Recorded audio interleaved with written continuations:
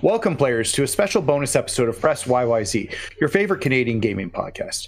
You can watch the show live on Twitch/Press YYZ every Wednesday at 8 p.m. or special occasions like this.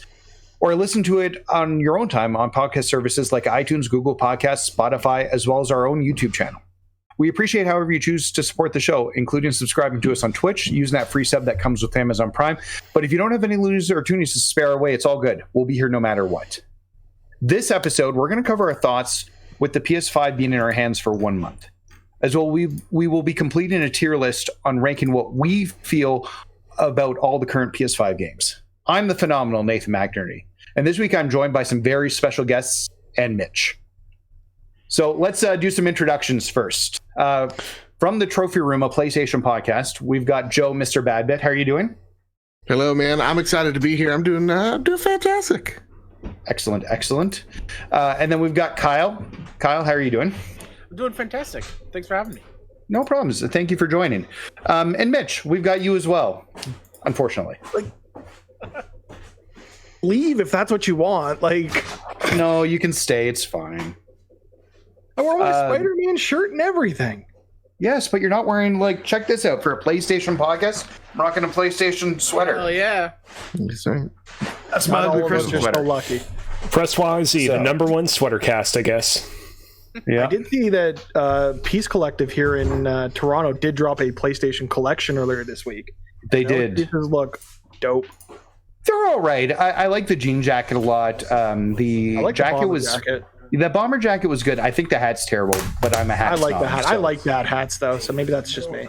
Yeah, that's a dad hat. I got too big of a fat head to wear hats, but I respect them nonetheless. See, you need to get it fitted. You got to get it fitted. Fitteds are nice. That's what it's all about. I'm a hat snob from working in a hat store for many years. So, also a washing machine snob according to Twitter. What? Oh, yes. Why are you tweeting about washing machines at Patrick Klepek? Come on. Well, he made a bad decision in terms of a washing machine. I had to fix that for him. All right. I don't think we're here to talk about washing machines, though. We aren't? Oh, yeah. Okay, that's fair. So we're here this week. It's been 1 month since the PlayStation 5 came out, November 12th, and we thought this would be a great time to have a PS5 retrospective for its first month. And really talk about our thoughts on it, what we've seen. I know a lot of people have talked about it very early release impressions, but now we've had time with the DualSense in our hands, playing the games, seeing the backwards compatibility, and really get an idea of what the system can do. So we thought this would be an opportune time, and this was a great chance for us to collab with the Trophy Room, as you guys are PlayStation specialists. So we thought this would be an excellent opportunity. So thank you for jumping on, guys. We really appreciate it. Yeah, glad to be here, man. Glad to be here. Before we get into it, do you guys want to talk a bit about the show, plug your own stuff, and then we'll get into the PlayStation goodies? You know what? Could we each try a stab at it? Because every week I'm like a broken record. I never hear Kyle talk about or pitch the Trophy Room. So Kyle, I want to hear your elevator pitch. What's the show about? I hear it's so good. If you enjoy PlayStation, myself and my best friend Joe, Mr. Badbit, we come together each and every Thursday and we talk about the thing that we are most passionate about in games, and that is PlayStation. It's called the Trophy Room. The Trophy Room on YouTube, PS Trophy Room on Twitter, everywhere where you listen to podcast services in your ear holes. Just search the Trophy Room and you'll find us. We obviously love PlayStation, but we love all games. So we might joke around a little bit and jab at Xbox and Nintendo here and there, but we just love video games in general. And this blue controller, this Xbox controller is really nice. Oh, we're just a couple of blue boys. Yeah. Where's yours, Nathan? We're all holding up our blue Xbox controllers. Wait. Does this count? No. Yeah, that's the Trophy Room. Every week we do it. It's great. It's the highlight of my week. I'm so blown away that people listen to us talk PlayStation. Seriously. For the record, listeners, I've been listening to the Trophy Room podcast for, I don't know, years? Yeah, it seems like. Time. Yeah. I've been listening to it for a long time now. And it's definitely worth a listen. I haven't missed a week. It's always a good time. Joe, if you join the Discord server or on Twitter, we'll always get to questions. Very interactive. Yeah, so I try my best. I really I get very My anxiety is like I have to answer people, or else I don't want people to think I'm mean. We've definitely drawn a lot of inspiration and been inspired by the work you guys have done on PS Trophy Room. We try to bring some of that magic into this show too. So thank you for that. Yeah, thank you. Could I try my pitch? Yes, yeah, go ahead. I just want to show Kyle how like a professional does it. Are you ready? Wow. Right, no pressure. Nothing of No pressure. backstabbing from you, Joe. Jesus Christ. Yep. This is what you can come to expect on the Trophy Room, which is a PlayStation podcast made by the players for the players, where me and my best friend Kyle talk about the latest and greatest in all things PlayStation. Each and every Thursday, we break down the latest and greatest in all things PlayStation news, reviews, and all that good stuff. You can find us over on YouTube video version. You can find the podcast version on Spotify, Google Play, Apple Podcasts. Wherever you find your podcasts, you can find the Trophy Room, a PlayStation show there. Suck it, Kyle. Listen, you said you want my take. Do you want me to do verbatim what you said? No, I think your take was better. You know what? Because as I was like talking shit, I was like, oh, I'll put unwanted pressure on myself. Also to Mitch and Nate and Cozy, who's also on the call. Apologize for me calling Canadian funny money, loonies and toonies. I don't. It is funny money. That's why we throw it into the run of show. Perfect. No, I'm true to myself. It's if it's not American currency, it's not real to me. You know. Okay. Again, what is the point of having pennies and dollar bills? I end up coming back from the U.S. with a pocket full of pennies and dollar bills. You're supposed to pelt them at little kids, especially the pennies. Whoa! Yeah, we're Canadians. We're too polite to do that. Nope. Here in America, especially New Jersey, that's how I was raised. People just threw sacks of pennies at me. It hurt, but I grew stronger because of it. It's another reason why I've never been to Jersey, I guess. I still have to go to.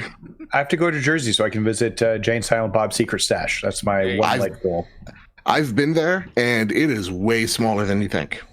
They're moving to a new location, apparently. Ooh. So I saw a clickbait that said they're closing temporarily while they move to a new location. It makes sense to do that now with the world. Well, I mean, America's open and doesn't think COVID's a thing, but I mean, the rest of the world's... No, I want to give just over half America credit.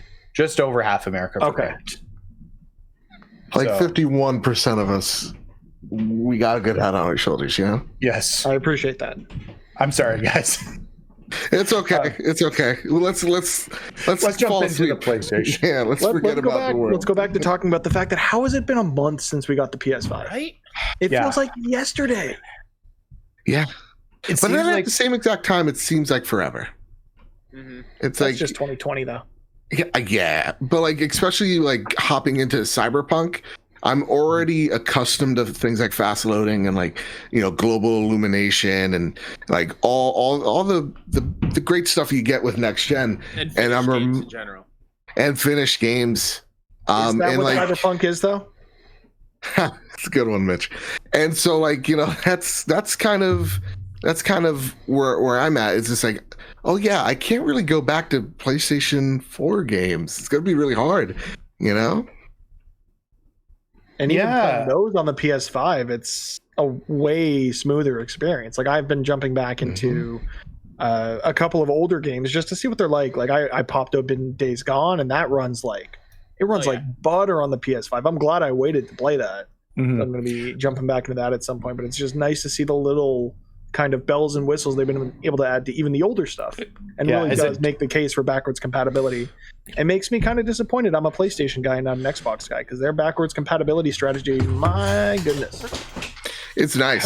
It is a really nice, BC, like how they think and how they want to handle that, because really it is like Xbox in this generation is more about being a platform and trying to unify the platform so that they can make more money off of things like Game Pass and, you know, again, those backwards compatible titles, people buying them, trying them out, and having that like integrated, well, not yet, but like ray tracing built in, you know, like buffing your FPSs and all that stuff. Yeah.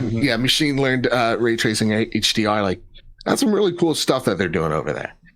Yeah, but there's something about the PlayStation 5, though, as someone who owns both, that just something does feel more next gen with the PlayStation 5 than the series, even without all the teraflops. Yeah. We've got that reason right there. This is the reason it feels next gen. This DualSense controller is the reason why next gen feels like next gen. Yeah. And I think that is the killer feature. I think, like, before we even get into all of it, like, the DualSense, the hype is real on that. And even because I usually, towards the end of things, or like towards the launch of things, I usually get overhyped and I get let down. But with the DualSense, when everybody's like, no, this is a game changer, believe us. Holding that in my hands, yeah, I'm a believer. Like, I need the haptics, I need the adaptive triggers in every game now, or else games kind of feel empty. Yep. Yeah.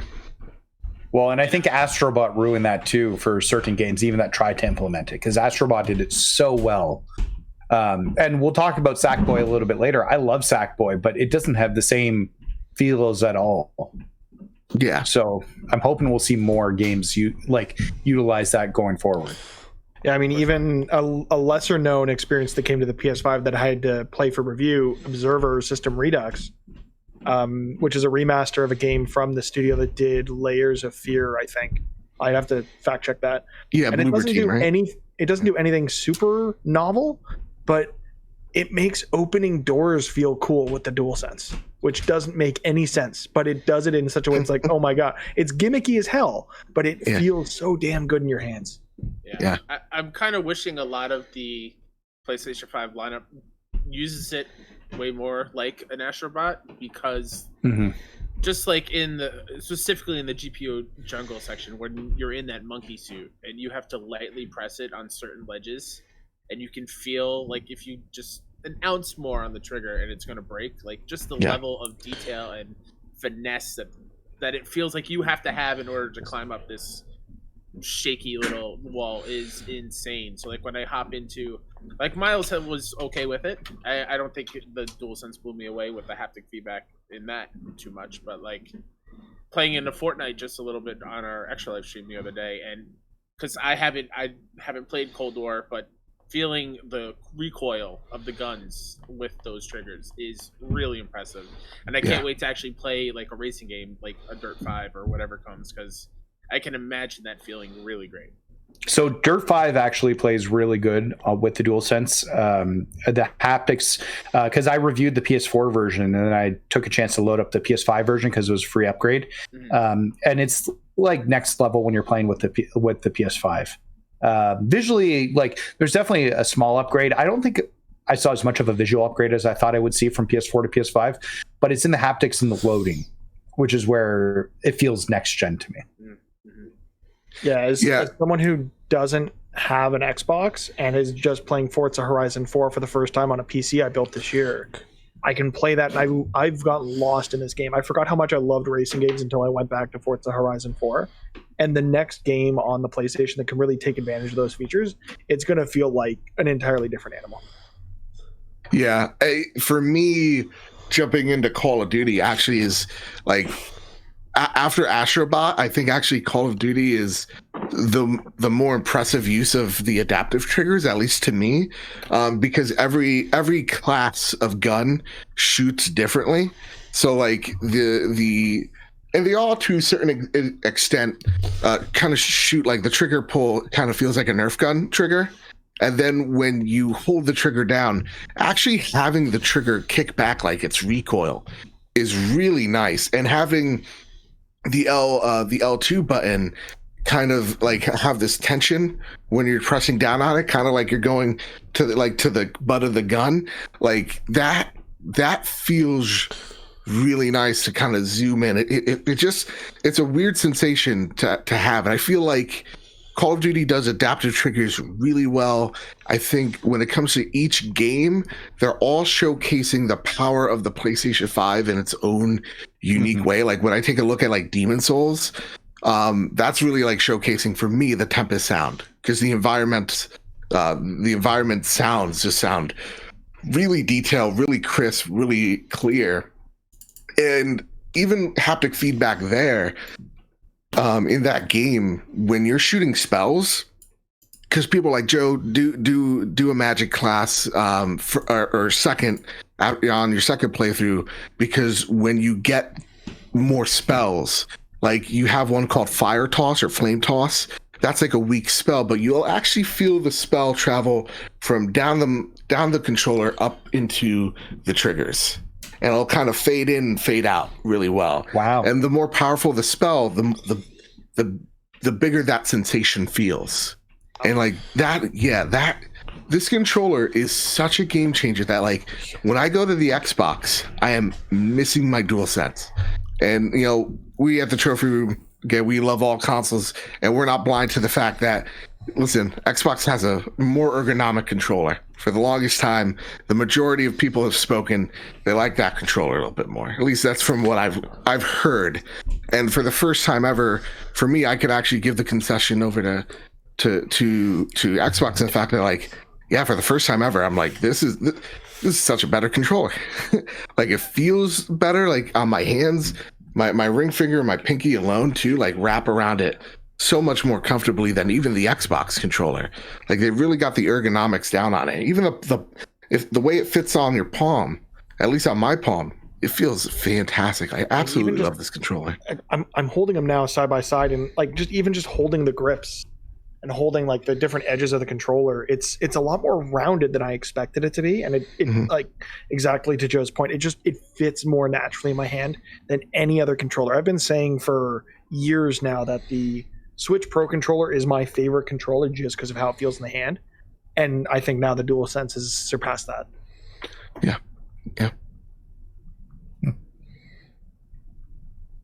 That's a good pregnant pause there. I was going to say, how are your thoughts? We try. No, yeah. So I think the controller's obviously been the big standout. That's what everybody's been talking about. I think we've seen the most innovation with the controller this year. What besides the controller, what's your favorite thing about the console? Good question. Kyle, you want to take this? Because I went on a rant last time. Yeah, I can. Don't know why I laughed at that. Wasn't that funny? I think honestly, what the thing, again, we're a month out, just how quick it is to go to the bar at the bottom, hit that PlayStation logo, and everything pops up at a very quick pace, and you can switch between games with the switcher or go into your settings and whatnot. That's pretty damn awesome, and because of the SSD, everything loading super quick is really fantastic. Yeah, it is a little weird there that it's just a switch between games quick and not a quick resume. Maybe hopefully down the line that happens, even though it's not really needed in my eyes because things load so quickly. And yeah, there are still some fine-tunements I think they need, like accessing trophies needs to get better and whatnot. But that little easy, quick access to that bar is fantastic. And for anyone else that spent $20 on the media remote, I can't recommend that even more than I already do, because when you choose to turn on your PlayStation 5 with that, it immediately goes to the media tab. It doesn't go to the home tab. It immediately opens up straight to the media things that you want to go and do. And it's little things like that I think it does very well, and they took some things a little bit for granted. With other things. That about the media remote, because I mean, with the way I've got my game set up, I have the PS5 at the computer for streaming with that HDCP disabled, so I wouldn't be able to use any of those apps anyway. Yeah. So I didn't think of investing in it, but I think once we get into a space, me and my wife, where it's more of an entertainment machine and less of a Mitch plays games at his computer for people on Twitch thing, then it may be something worth investing in. I'd agree with you entirely on the SSD. I think for me, that's the biggest game changer here. The fact that you get into miles and the fast travel takes less than 3 seconds. What? Yeah. It's ridiculous. And just knowing that... Sorry, go ahead. Just like, and the one thing I'll add is like the boot up from that game too. You're in that game in like 15 seconds, if that. Like from cold boot. Like, it's insane. Like I'm on the like a month into it. Like, I like the idea of the fast speedy thing that Xbox got. I always forget the name. Kyle. Quick resume. Thank you. Like I've had it, and I'm just like, okay, so I'm saving like 5 seconds, I guess, in between games. Not the biggest game changer that I think some people made it out to be. I'm really impressed with the speed, but I also kind of think it's like a double-edged sword because of how little space you get on it. Yeah. Well, it's definitely one of those trade-offs. So what blew me away about the SSD was when I was trying to get the top scores or the top times for the speedruns in Astrobot.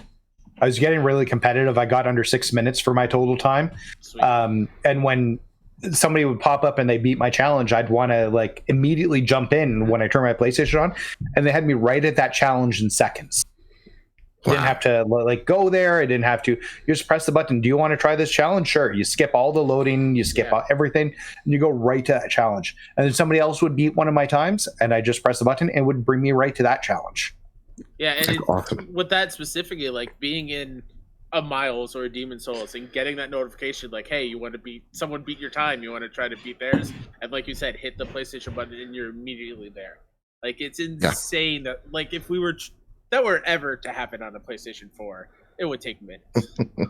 I think of rebooting and everything, and like, I think too, there's a lot of potential to that, and even by extension, the card system they have in that quick bar, whatever it's called, I forget what it's called. Control center. Yeah. The control center. I think there's a lot of potential to that. Of hey, you've got this trophy, you've got 68% of the progression on. Do you want to jump in and start tracking that? Do you want to jump into a story mission? Do you want to jump into multiplayer? Like I think that potential as well to do it from the system menu and immediately within 3-4 seconds, like we've been saying, just hop in and get right to that activity is it's insane to think that that's where we are in 2020.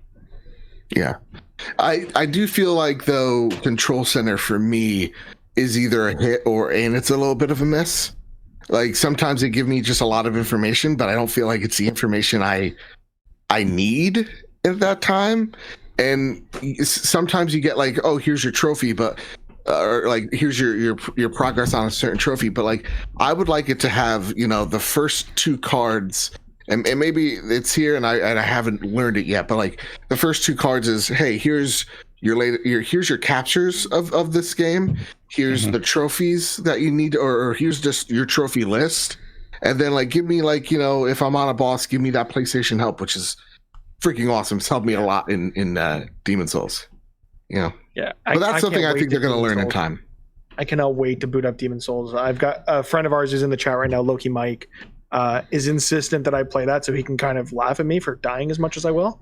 But I already know, like, I mean, inside baseball, Christmas in a small apartment, you know everything you're getting. So I know that like there will be a Pulse headset under the tree. I know my sister loves Call of Duty, so knowing there's a Call of Duty for this thing, there will be a PSN gift card because I went. What do you mean? It's in whoa! It's in the North Pole with Santa. Is in the North Pole with Santa, but when it gets here from the North Pole, it'll be a PSN gift card because I got the digital PS5, not the physical one. Even though I've also in the last day ordered 2. But like, how do you know? Like, PS5? did you ask him? Did you ask Santa? And Santa got back to you? Yeah, for sure. I've got his number on speed dial. Okay. No, my sister's really into Call of Duty, so when she knew I was getting the PS5, she wants us to have Call of Duty to play together when we're able to get together, so I can't wait to boot that up. This is going to be a fun holiday. And I also feel like I just keep buying people PS5s that they're paying me back for because I somehow can be on Twitter when things go up and now have 2 PS5s coming next week for friends. So they're very excited about that. So that's awesome. That whole bit of trying to figure out how to even get the consoles right now is kind of crazy. Yeah. It's completely bonkers. And I can't wait for you to get into Demon Souls because a lot of people think, and Kyle, maybe you could come at me here, like it's the hardest thing in the world, and it's just like it's hard, it's difficult, but it's not the worst thing in the world. Once you learn what you're supposed to do, you get it, and you're like, oh, okay, this game's it's not that tough. Yeah, because I'm not a Souls player at all. This is my first Souls game ever. And I'm not gonna lie, first 2-3 hours, like this is frustrating. Why does anyone put themselves through this? Because it's a whole lot of dying and then going all the way back to the start in the first level. And I was just like, I'm tired of redoing it over and over again. And I forgot what exactly it was, but just something clicked.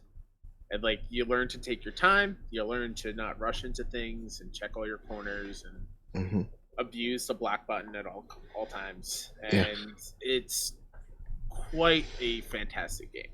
And hopping back in, like when we did our second extra live stream, where we did like a Bloodborne competition where we had a race, and me taking what I've learned from Demon Souls and applying it to Bloodborne and having it be so much quicker in Bloodborne and enjoying that more, like I can get the appeal now. So Demon Souls. I was very proud of him that stream. Yeah. I was very proud of him. Maybe I should finally try it. Dude, it's so good. It's the game of the generation. Is it? We will get to that. We will rank our tiers. Don't you worry. Yes. Okay. So we talked about what we liked. I think we talked a bit about what we want to see changed or added a little bit with the cards and how we see that, as well as more space in the SSD. And I think just UI tweaks is a lot of what we like, getting easier access to trophies and figuring out how to navigate. Because I don't think it's an issue of us needing to learn how to navigate it, although I think that's maybe a little bit. But I think it's us just learning. Like, we have to relearn. I'm still pressing that PlayStation button once when I need to press it twice or hold it. Yeah. Hold it. I think part of that too may just be a product of the times. Unfortunately, being 2020, having it have been what it is, I'm sure there's a lot of user testing they wanted to do that they couldn't, or a lot of hands-on impressions that they could. Like, if we had a traditional E3 where journalists got hands-on and said, "Oh, we like this, we didn't like this," that feedback would have fed back into the development of the system, right? So I think it might take a little longer to get the box to where it ultimately will be with regards to UI and UX and usability. And hopefully it does get there sooner rather than later. But I think COVID and 2020 kind of hampered that a bit. Yeah, I'm right there with you. I think, and that's why I give a lot of the next generations, for the most part, I've given these consoles a great big benefit of the doubt, because honestly, in the year that has been, I'm just surprised we got these consoles at all. And that's the thing. I'm like, all right, well, yeah, like Control Center might be a little bit flawed, but at least we got this thing, and at least it's functional to a degree. I mean, launch consoles, you're always going to have, that testing period of like consoles like malfunctioning or whatever. But it's good to see that these systems, for the most part, are in a good place.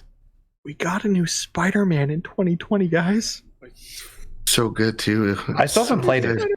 Dude, Nathan, what are you doing? And so, I review games on the side. I think a lot of my people who listen to our podcast know that. But it becomes to a point where I have too much to review, and I have to skip some experiences right away. So, and Spider-Man was one of those. I'll get to it over Christmas break, I think. So, okay, yeah. So I plan to get to it. But this brings up a good option. Mitch, why don't we start talking about our favorite experiences? Is yours Spider-Man? Without a shadow of a doubt. Spider-Man might be one of my favorite games of all time.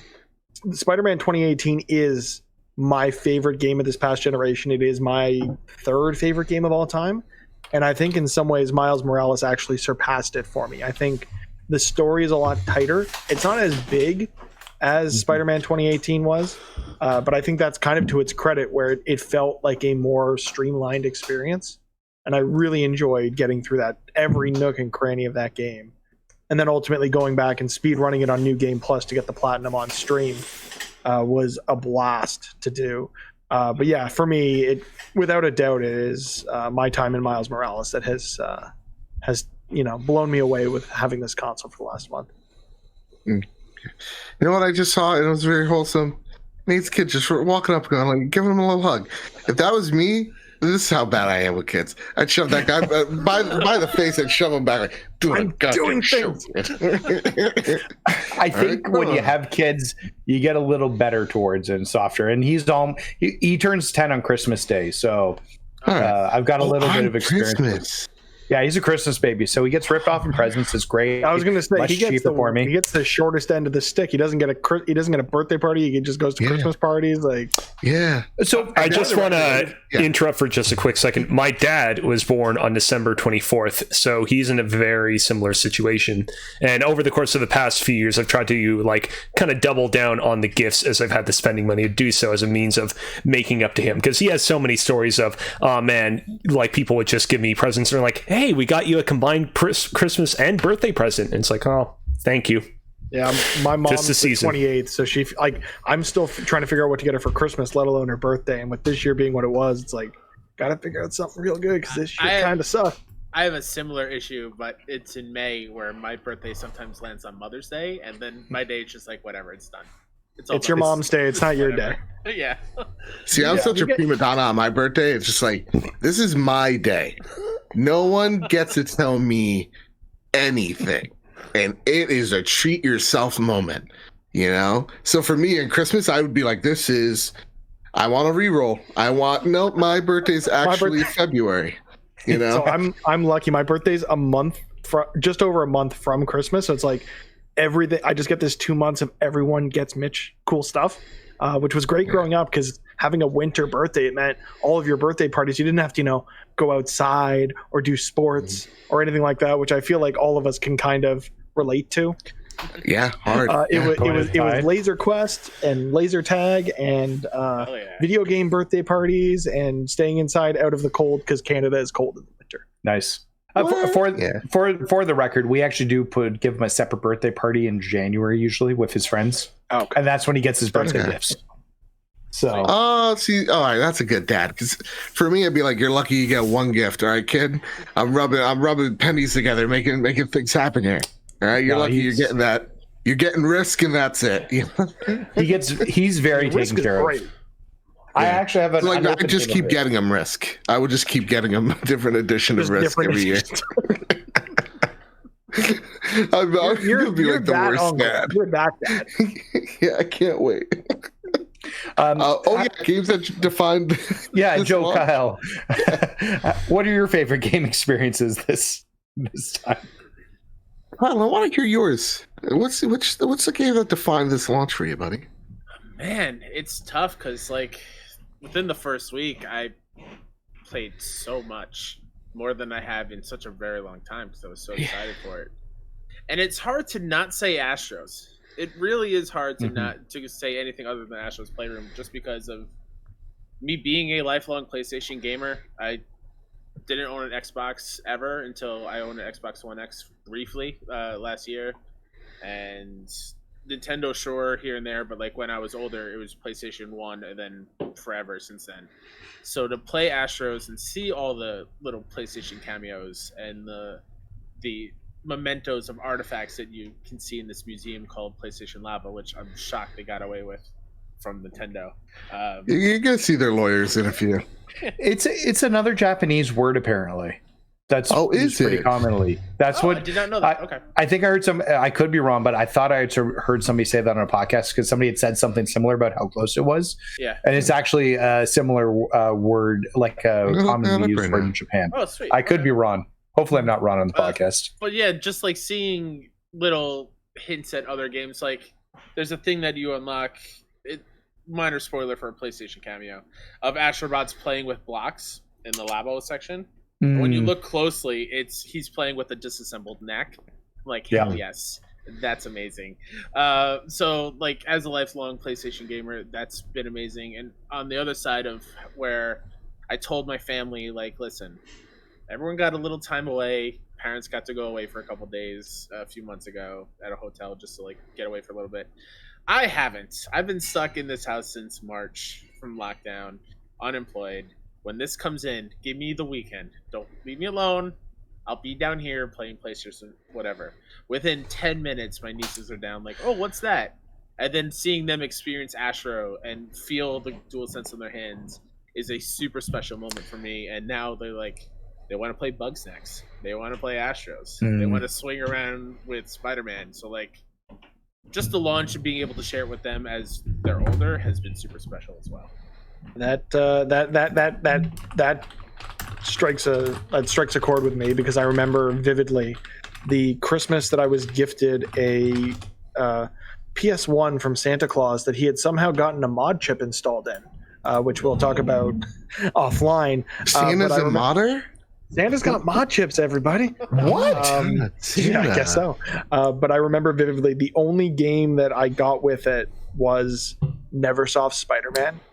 And that was my first PlayStation game, and hearing that your nieces are having that same kind of experience with Astro and with Spider-Man is it's so cool. Yeah. I have a quick little intermission here in which we can go over the origin of Labo in the Japanese language. I've been looking. So this is an article on NintendoSoup.com. When Nintendo first unveiled Labo to the world, many wondered how its name came about and whether it was derived from the word laboratory. Turns out most people were half right. According to the peeps at Legends of Localization, Labo is derived from the French word laboratoire. The word has been used in many products and services in Japan to give off a high-class and international vibe. Not only has Labo been spotted in restaurants, English schools, and skincare, but even in Earthbound as well. The Japanese release of Earthbound calls Labs Labo. Interesting. That is Day I cool. learned. And that's the wrong word I would have used, like high class and then like cardboard. Nintendo, what were you thinking? That is some high class cardboard. That is Nintendo. Is a toy company. Their biggest release issue is arguably an outside simulator followed by a Mario Kart cart. Like a RC car. Like, in all fairness, that was almost all their releases this year. Yeah. hey, That's like do not 90% of releases. Do not besmirch Clubhouse games. I play President in that almost every day. Like, Joe, how about for you? The I experience? like how you dismiss it. You're like, no, we're not even. For me, this one's difficult because I loved Astro, and for different reasons. Like Kyle, you've been a PlayStation person since day one. I am not, right? So that's often our shtick here. Is I'm way more of an agnostic gamer. You put any controller in my hand, I don't care. I'm gonna play it. Where Kyle, I was a Nintendo kid. I was an Xbox tween, and now, in my late teens, early 20s, I picked up that PlayStation controller and seemingly never gone back. So I know these references as just someone who's like outside looking in for the most part. So to me, it's kind of like I'm Captain America. It's like, I understand that reference. For the most part. Except the eye toy, right? No, I got the eye toy.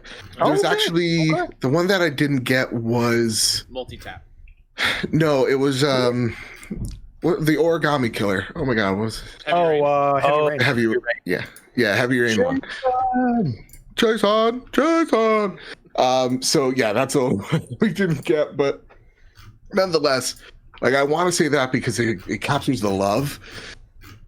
Part of me, because it's been 2,090 days as of streaming this of the game of last generation, which I have to get used to, Bloodborne.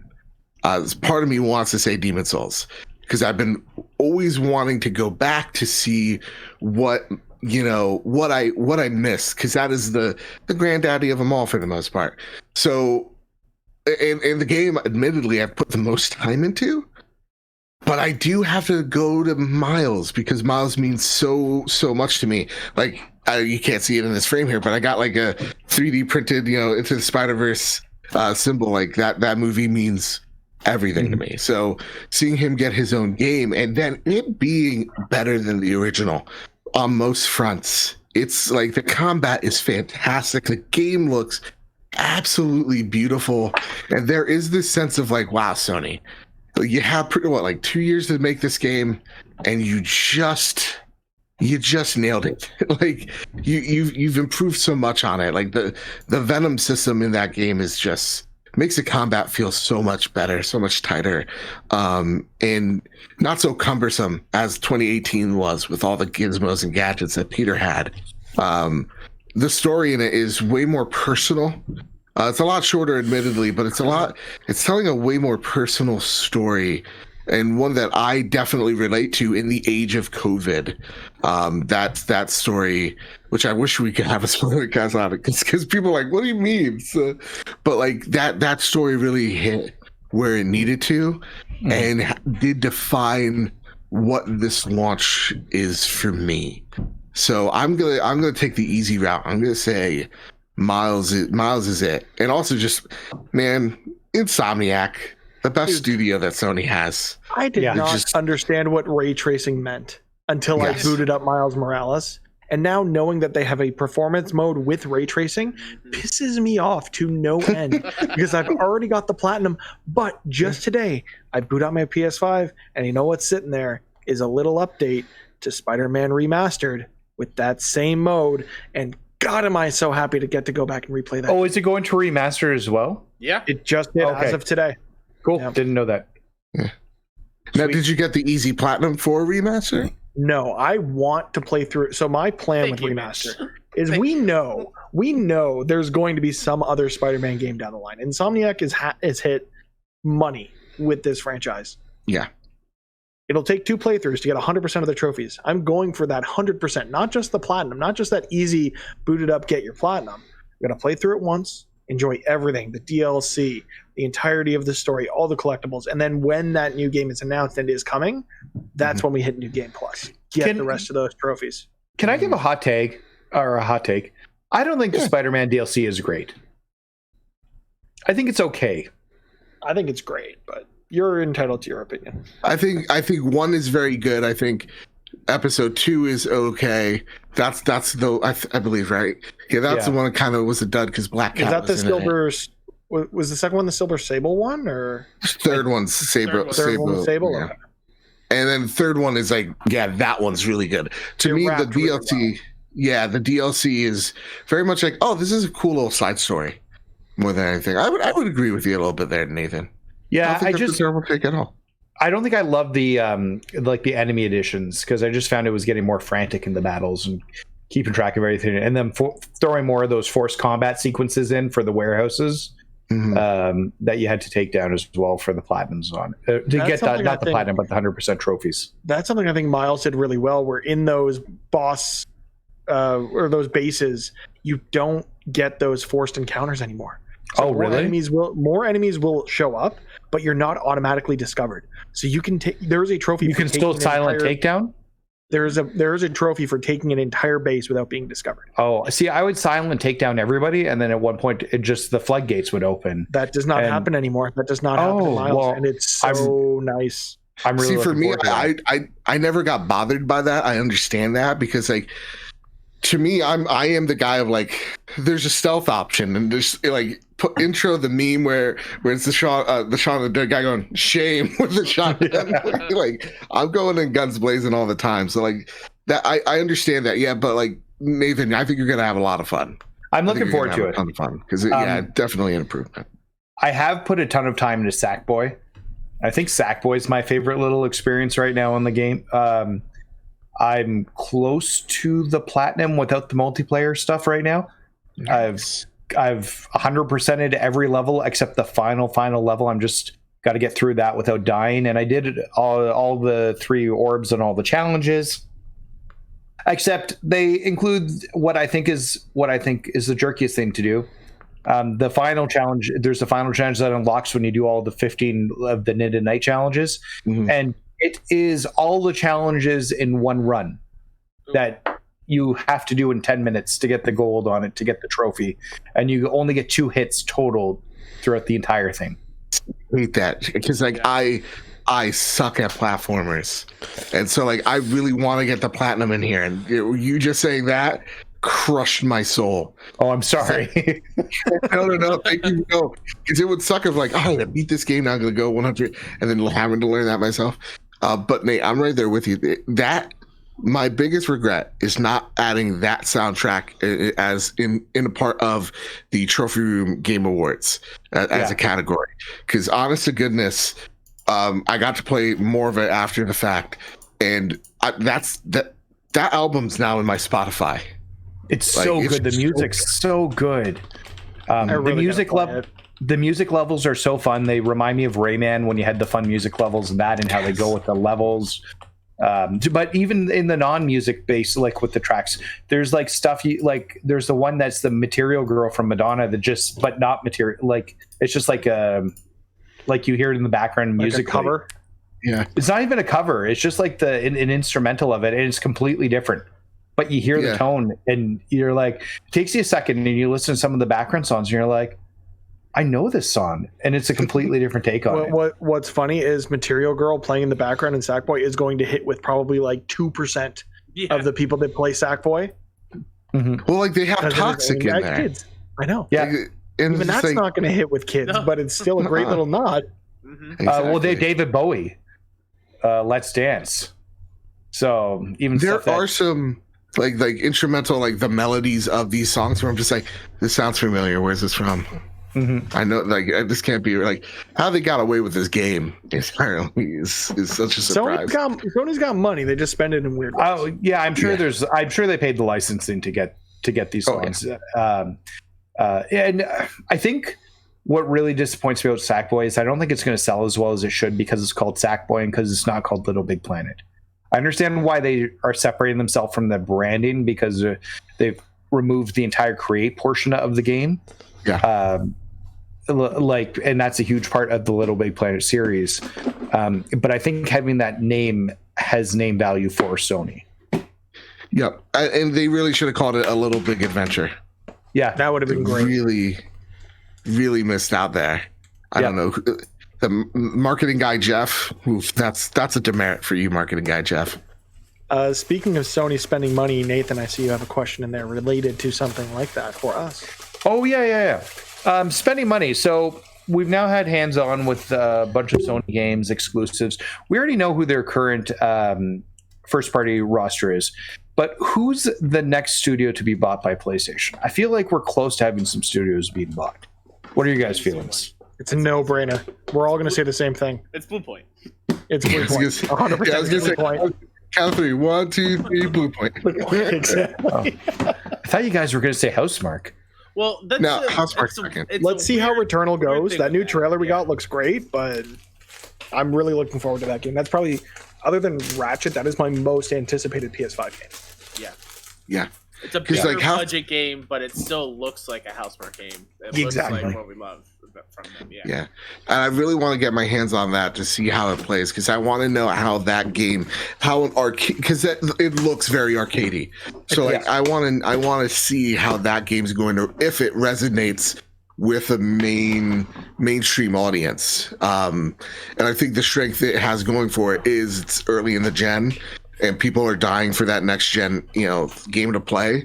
But I think there's 3 easy answers, at least to me, which is Blue Point, Housemarque, and then Kojima. Kojima to get all the weird shit. Give it that Silent Hills, yeah. Oh god. So we have a friend who you guys are gonna hate this. He has a hot take about Kojima that Kojima is the Ue Bowl of video games. Oh. It's a hot take. It's a hot take for sure. You should stop being that guy's friend. And watch, you're like, he's my brother. He's my brother. No, you hear that, TJ? You hear that? Yeah, in all fairness, TJ has a lot of terrible opinions. Yeah. Sorry, what would he say? Why do we keep having him as a guest on the show? Yes, I don't know. He's our most frequent guest. Because he has Xbox opinions that you and I don't have. Right. We don't have Xboxes. That's what it is. Yeah, he has an Xbox, so we allow him. Everything makes sense. What did you think was better than Days Gone? That he said was better than Days Gone? No, he said Days Gone is better than The Last of Us Part 2. Oh, yeah, that's right. Oh, hold on now. Whoa. Days Gone was the game of the year that year. I love Days Gone. Not even close. TJ? That's his name, TJ? TJ. Yeah. TJ. Who hurt you? We should clip this part up for TJ specifically. Yeah. I'm trying. Days Gone, Sons of Anarchy with zombies, better than The Last of Us. All right. That's right. Listen, you're entitled to your opinion, no matter how wrong it is. You should feel bad about it. So, one last question before we jump into the fun game of ranking all the PS5 games. What's our most anticipated titles? So, I'm looking for one big game because I'm sure we all have a big game, but what's a smaller one too? So something big, something small to give a little love to some of the smaller studios. Yeah, I can go first because it comes easy to me. Easily Horizon Forbidden West. Horizon is one of my favorite games of all time. It's the reason why Joe and I are doing this thing because that is what resonated with Joe to start talking about PlayStation. I love Aloy as a character, and I want to see more of that world and just an evolution of what they did in the first game and see what they can do with the PS5. I'm not worried about it also being on PS4. I think we've seen with Miles, just that doesn't matter. That should not factor in worrying about the state of the game. But when it comes to a smaller game, it was during the Game Awards and it's Season. I want to talk about Season at every turn I can because I played it at PAX East last year and it is phenomenal. Season, you're basically a person from a outside community who's tasked with recording different communities and cultures before they disappear, and you choosing what to record about their cultures to preserve for all time. It's incredibly beautiful. It's emotional. It's very special, and to see that is what's coming next after the studio made the Darwin Project, which was like that Hunger Games multiplayer thing, and then seeing them go with this heavy single player narrative driven indie. I can't wait. That's going to be very special. All right, perfect. Joe? Actually, Kyle, I think, took both of mine. Because Okay. I think, Horizon, it's like I owe it to that game. First off, that was my game of the year in 17? Probably. Yeah. Oh, my God. Ooh, God. Yeah, the year before God of War, yeah. Yeah, and it's always an unpopular opinion because Breath of the Wild is a game that changed everything. But I love Horizon. I love Aloy. I want to see how her character continues to grow. And also how they tell that sequel. Like where they what is the thing? What is that driving force? What's the MacGuffin? Like I want to know that because the first one ended in a really good note, but opened up the possibilities of that sequel really well. But even like just in the world, I just want to know how it naturally how the story naturally progresses. That's the thing that has me so interested in it. Because I know the world's going to be amazing. And I think feel that bow on the DualSense. Oh yeah, Bow on the DualSense is going to be amazing. Yep. Yeah, and I hope they also flesh out hand-to-hand combat. Melee. Melee. Sorry. Then the second game is Seasons because how Kyle talks about that game, I want to feel something. So this is a game that I feel like is going to take great advantage of the Tempest sound, and I'm a real big audio head in that regard. I don't say this lightly. That game I feel can have a journey-like impact. Interesting. On games. That's how I think how deep and how amazing that's going to be. And I love that Sony embraces those types of games too. Yep. Mm-hmm. They don't shy away from it. They could have went Vin Diesel on us like that sucks. They would work too, but instead they're like, no, let's give you this colorful kid on a bike, just like riding around, and it sounds real nice. The grass is all green. Give me that, All right. And then Vin Diesel's in the background. He's always just there. The Fast and the Furious, right? We need more Vin Diesel. My wife and I actually just went through Fast and the Furious 1 through 8 earlier this year in anticipation for 9 because we'd never seen them before. And then 9 got delayed. So, but more Vin Diesel would be good. They're so good. You know what? Rewatch before the new release date. Yeah, they started being good. Really, Fast 5 is where I really like where they. That's where the franchise changes for sure. Yeah, I think Tokyo Drift is actually a much better movie than it should be. Mm-hmm. And a lot of people that gave it credit for. I wrote it off initially, and I was really impressed by number 3. It's probably one of my favorites. But number 5, 6, and 7, those were fire. Yeah. So they had those Mission Impossible vibes that I want. So, but anyways, we're not talking about Fast and Furious. That's for another podcast. I mean, damn, you are too. Mitch, what? So I know one of yours, right? I mean, I cheated earlier and said I'm really looking forward to Ratchet. So I'm going to give something else here. Oh, okay. And that's Hogwarts Legacy. Say what you will about J.K. Rowling. She's a terrible person and, doesn't deserve a platform. But that being said, I grew up on the Harry Potter books, the films. The only movie I've ever seen in theaters at midnight was the last Harry Potter movie. That's 1, because I'm an old person, and 2, because I don't have friends, but that's another story.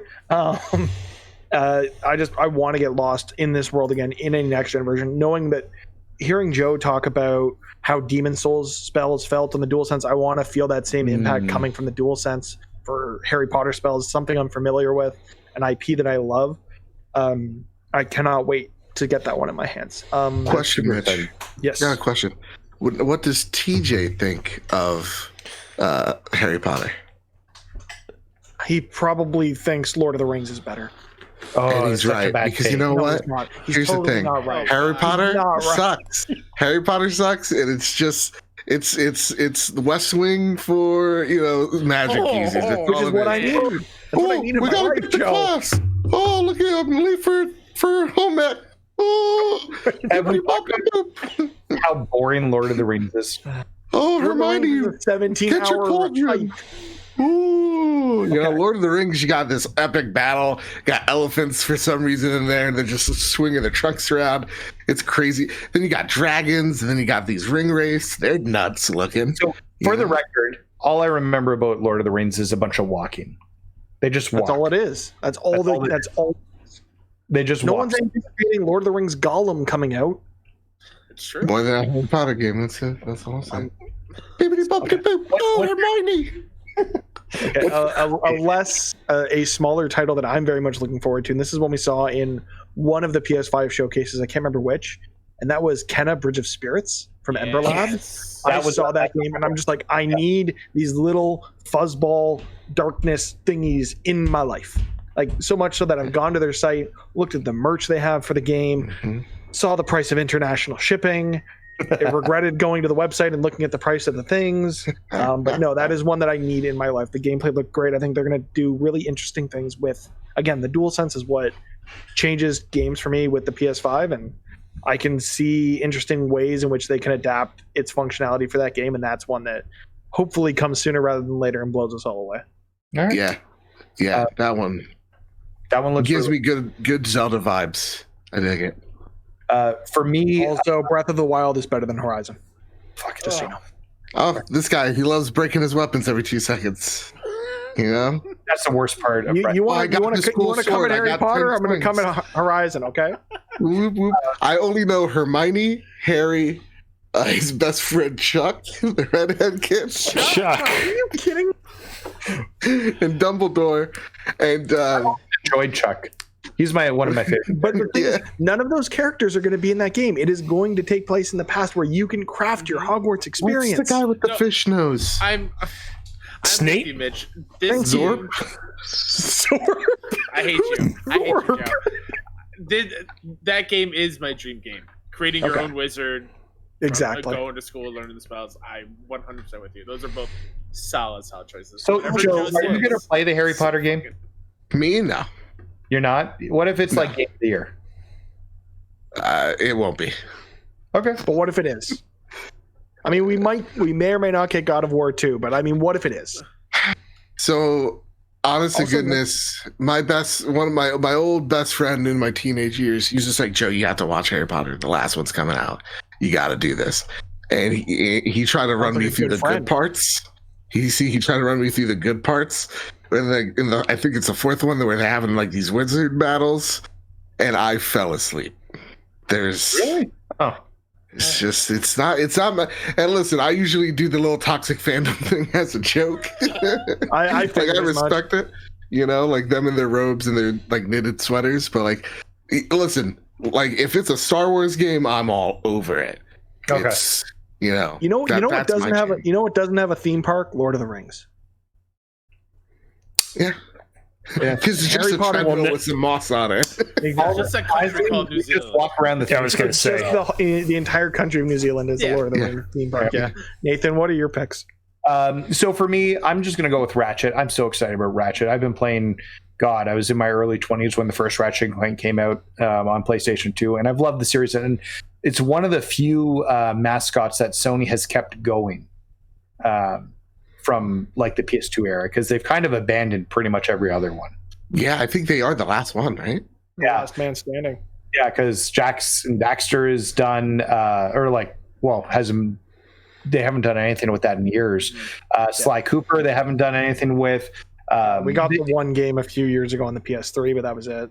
Yeah, like they really have let those mascots go, but they continue going back to the well with Ratchet, and it's always good. It's always great. So I'm super excited, and it's really going to be one of the first games that I think is going to make the PS5 glow in terms of how that SSD works. Yeah. So I'm super excited about that. In terms of a smaller game, I know nothing about it in terms of how it plays, but the cinematics have me. Goodbye, Volcano High. Oh, hell yeah.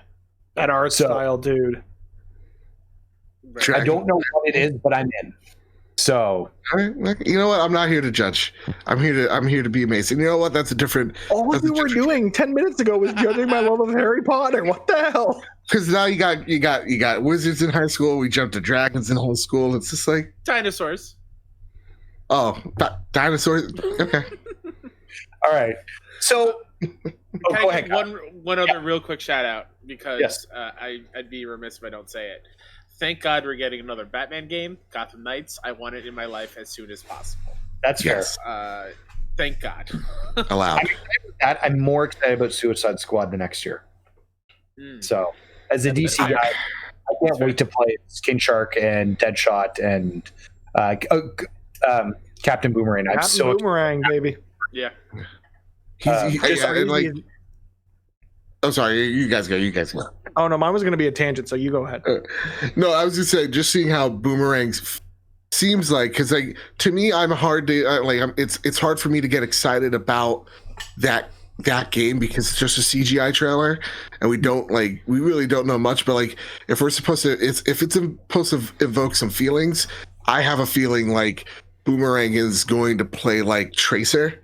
And Deadshot's going to be the closest thing to a Mandalorian game I'm going to get for a while. Fingers crossed. So yeah, that's what gets me excited for. About it, yeah. Let's not talk about that. Get me real sad. You get me real sad. So let's jump to the game for this episode. It's not really a game per se. Sometimes we do very different things. We have rank lists where we try and rank things in a list, and it's all an arbitrary. Mitch, you do a better job of explaining rank them, just so some new listeners may know. Rank them today. We can explain that when these guys come on as a guest for a proper episode. All right, but we're going to do a tier list tonight. So this one we call top tier. Top tier. Thank you. You know, we had that idea. I'm just saying, we implanted it, and then we got too angry with each other. We had to stop that show. You got too angry. Okay, so just a little inside baseball, like the rankums we do, where it is the host decides where the things go in the list. Those get heated really fast. And on this last episode, Cozy disappeared, and Drugstore Pete showed up to give his last couple of picks. It gets wild. So if you haven't, please go check out older episodes of the show, or because that will come up before this one. But the Drugstore Pete episode was actually the last numerical episode, so you don't have to search through far in the archives to find that one. We did a best narrative episode, and somehow WWE 13 ended up in best narrative. We also did a best console launch titles, and Knack is at the top of the list. Hell yeah. Question here. Not for Kyle, just everybody else. PT is a game. I hate you so freaking PT is much. a playable teaser. It's a game. It's a game. You're It's playing a demo. I'm of the opinion that it's a game. Thank It's a demo. you, Mitch. It's a demo. It's a demo. It's an idea for a game. Can you right now go and find anywhere that you can get that downloaded and play it now? Thank you. I can't find an Atari near me, but like Pong is a game. That's fair. But Pong also exists as a flash game. You know what doesn't exist as a flash game? PT. Actually, PT exists as a Dreams game. Does Dreams count though? Yes, if you're going to flash, yeah.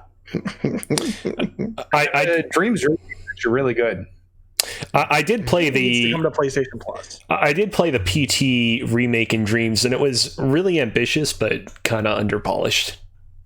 But is it a game? I mean, experience. I don't know. Come on, you're the type we can vote here. Dreams, the level is PT. If anything, it's a level. But what is a game but an interactive experience? It's an interactive experience. See, this is what happened the last time we did a top tier episode. This shit. So this is gonna be an hour and a half of craziness, is what you're telling me. Okay. Yes. Okay. Well, we'll see what happens with an hour and a half. So we've got, I think, most of the games. Mitch and I went through OpenCritic and Metacritic for PS5 games that have native versions that have launched. I can't confirm that we have everything here, but we tried our best. And if we missed it, we're sorry. And if there's anything that none of us really have anything to say, we have a category for that as well. Yes. So we've got a few different categories: A, B, C, D, NAC. So if it's a NAC tier game, we'll see if anything falls under that. And then an NA tier for when we just don't have enough or haven't played it and we can't comment on it. So, because we want to make sure we're not ranking things poorly that maybe are great and we just haven't played them. So let's start off with the easy one. And Cozy, you're controlling your end, right? Correct. Excellent. So Spider-Man Remastered, where does it fall? S tier. I would say S tier, but I'm gonna just give it a notch below, simply because I think most people probably have already played this, and it's more like, you know, people are buying like the $70 version of, you know, Miles Morales more than like. I think is $90 Canadian. Oh boy, that's what our. So you guys are always welcome down here. You're always welcome down here. I'm happy to pay a little more for games to live not there. That's a fair point. I don't blame you. We prefer if you guys come here. So do you guys have extra room? You're welcome anytime once you've been vaccinated. Okay. Right, yeah, I've got a couch that you can crash on for temporarily while we get you set up with something. All right, I like this. And we got to find me a Canadian. I've got single friends. Green cards are always on the table. Don't worry. I think we shouldn't have this conversation in public. It's the post show. Yeah, for sure. Okay. So, Mitch, you're saying S, Joe's saying A. Kyle, what's your thoughts? So I haven't dived into Remastered yet, but I know what that game is on its laurels because I played it before in 2018. And this has a better face, so I'll put it in the S tier. I have no problem with that. Kyle, when you played Miles, did you play performance or did you play fidelity mode? Or both? So first way through, I played fidelity. And then second playthrough, I did performance, and oh boy.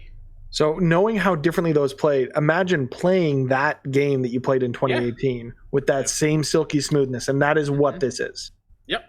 Yeah. No, I'm agreeing with you. It's S. Good. Yeah. Nathan. All right. So I haven't played Spider-Man Remastered. I have platinum the original Spider-Man. I really like it. I think it's an A tier. We're split. Cozy, you got to split us. Break the tie. I think Cozy, did you waited to play Spider-Man for this version, didn't you? That's correct. I started playing it on PlayStation 4, got caught up in a lot of things, decided to heed your advice, Mitch, and wait to play it again when it came out on the PlayStation 5. But I got caught up in so many things around the console launch, I didn't have time to check that game out specifically. I think I'm going to have to go with Mr. Badbit's opinion that we should not rank it a notch below S because it lacks that newness factor. I'm sorry, Mitch. Okay. I guess. All right. Kazi's like the supreme. Mitch, are you okay with that? Are you good? I've been outvoted. I don't have to be okay with it. Okay. I think he's actually more like the future Kamala Harris, who will break ties in the Senate. Yeah, well, he is our tiebreaker. Yeah, here, I got a knock on wood here. There you go. Georgian Scotland. Hopefully, fingers crossed. Okay, Destiny 2. Have you guys had any experience with Destiny 2? Have you get touched on the PS5 at all yet? No. But from what I'm hearing from all the Destiny fans, it is very substantial. Really?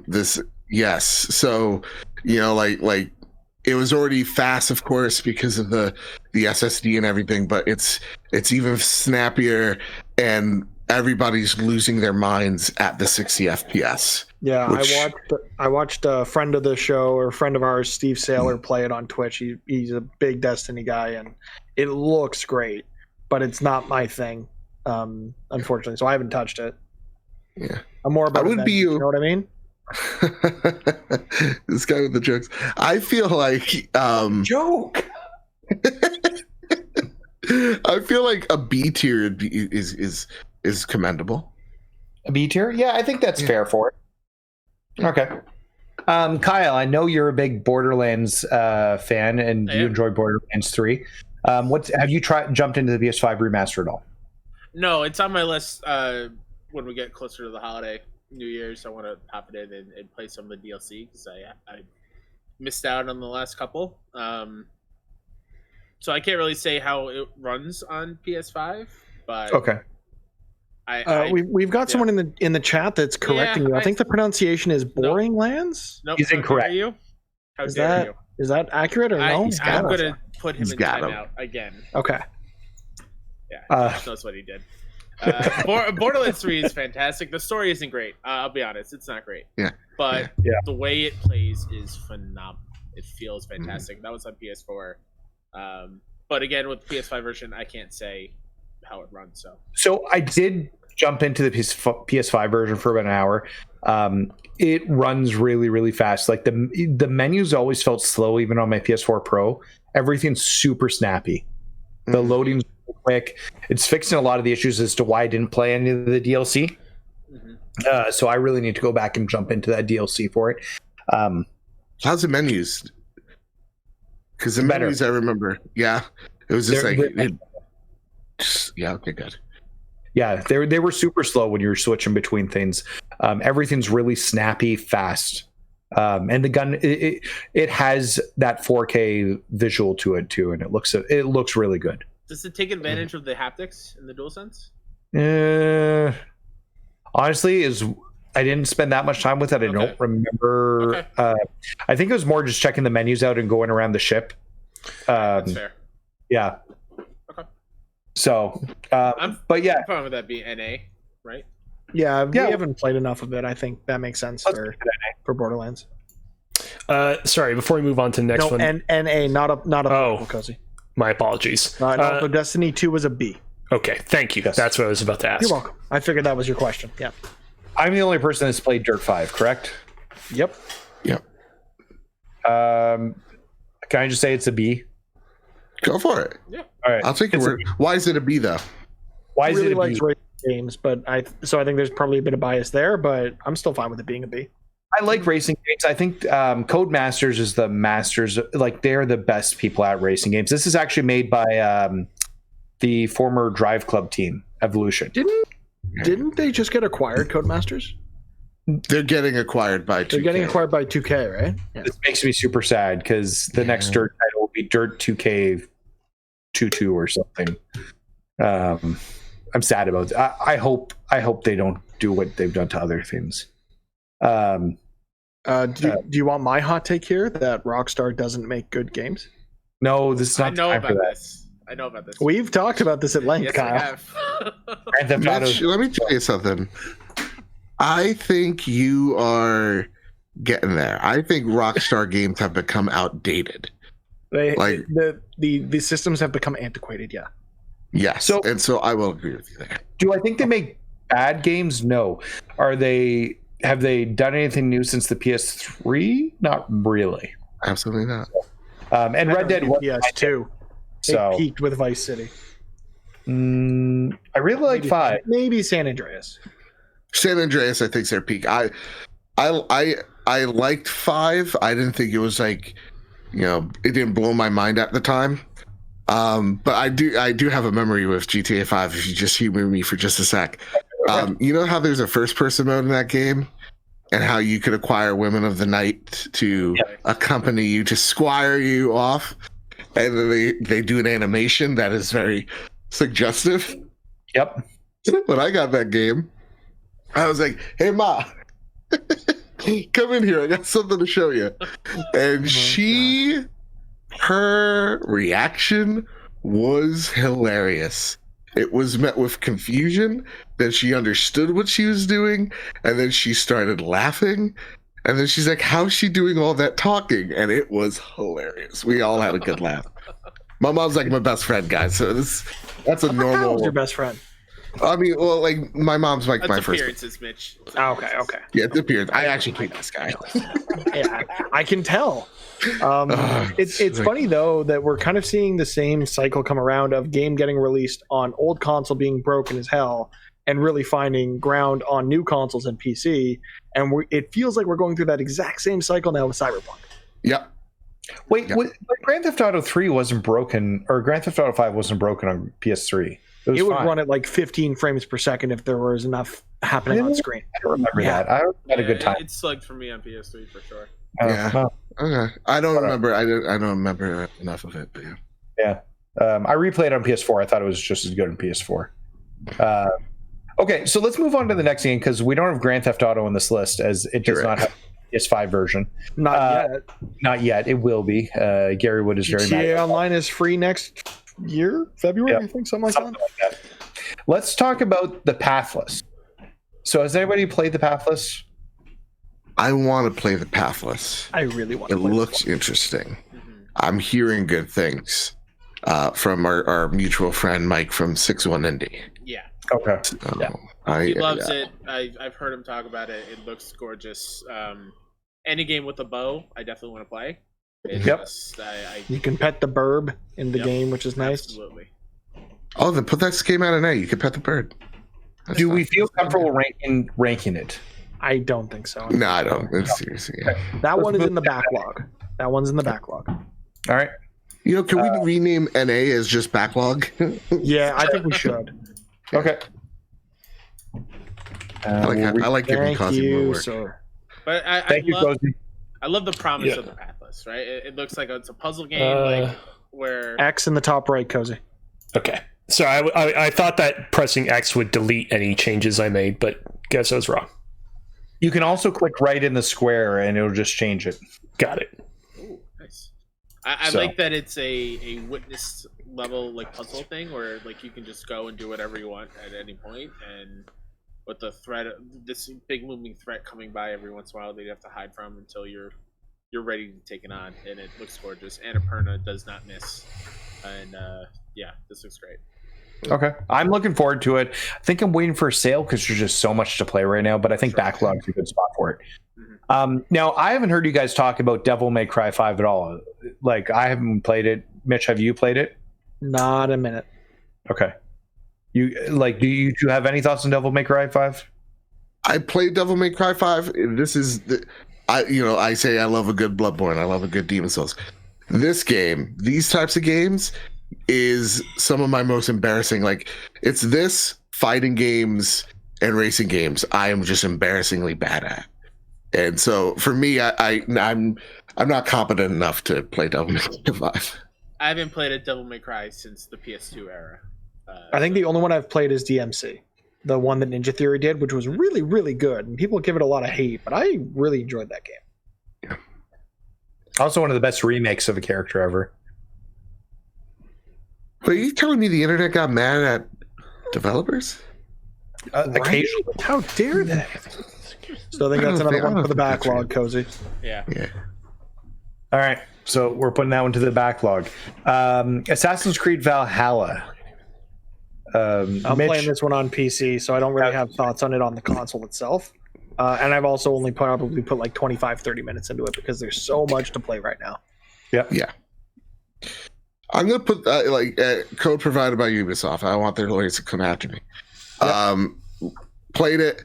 I played a good, I think, 15 hours into it. I messed up.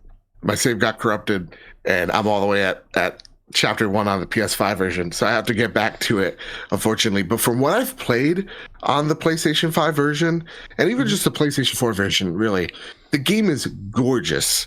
It's a beautiful open world.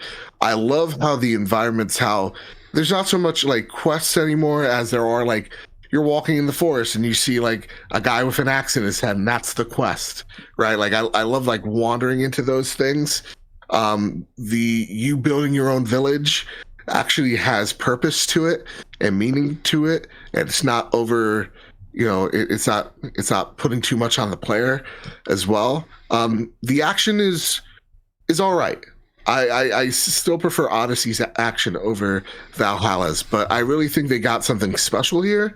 I do think this is a game that you should check out if you have a next gen console, because again, it's really beautiful. So I would put that around a B. A B? If it was me. Okay.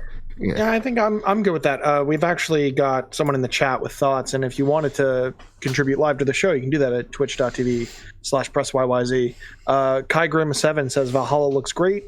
Enjoyed the combat. Haven't enjoyed the combat since I played the original series. So it is good to see they're making those kind of improvements as the game kind of matures into new hardware and new technology. So yeah, I think that's a good spot for it. Yeah.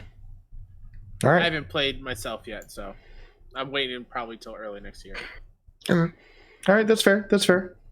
Okay, I think I will get to it at some point, but I still haven't beaten Odyssey. But I never played an Assassin's Creed game before. I loved Odyssey, so I'm interested to try this.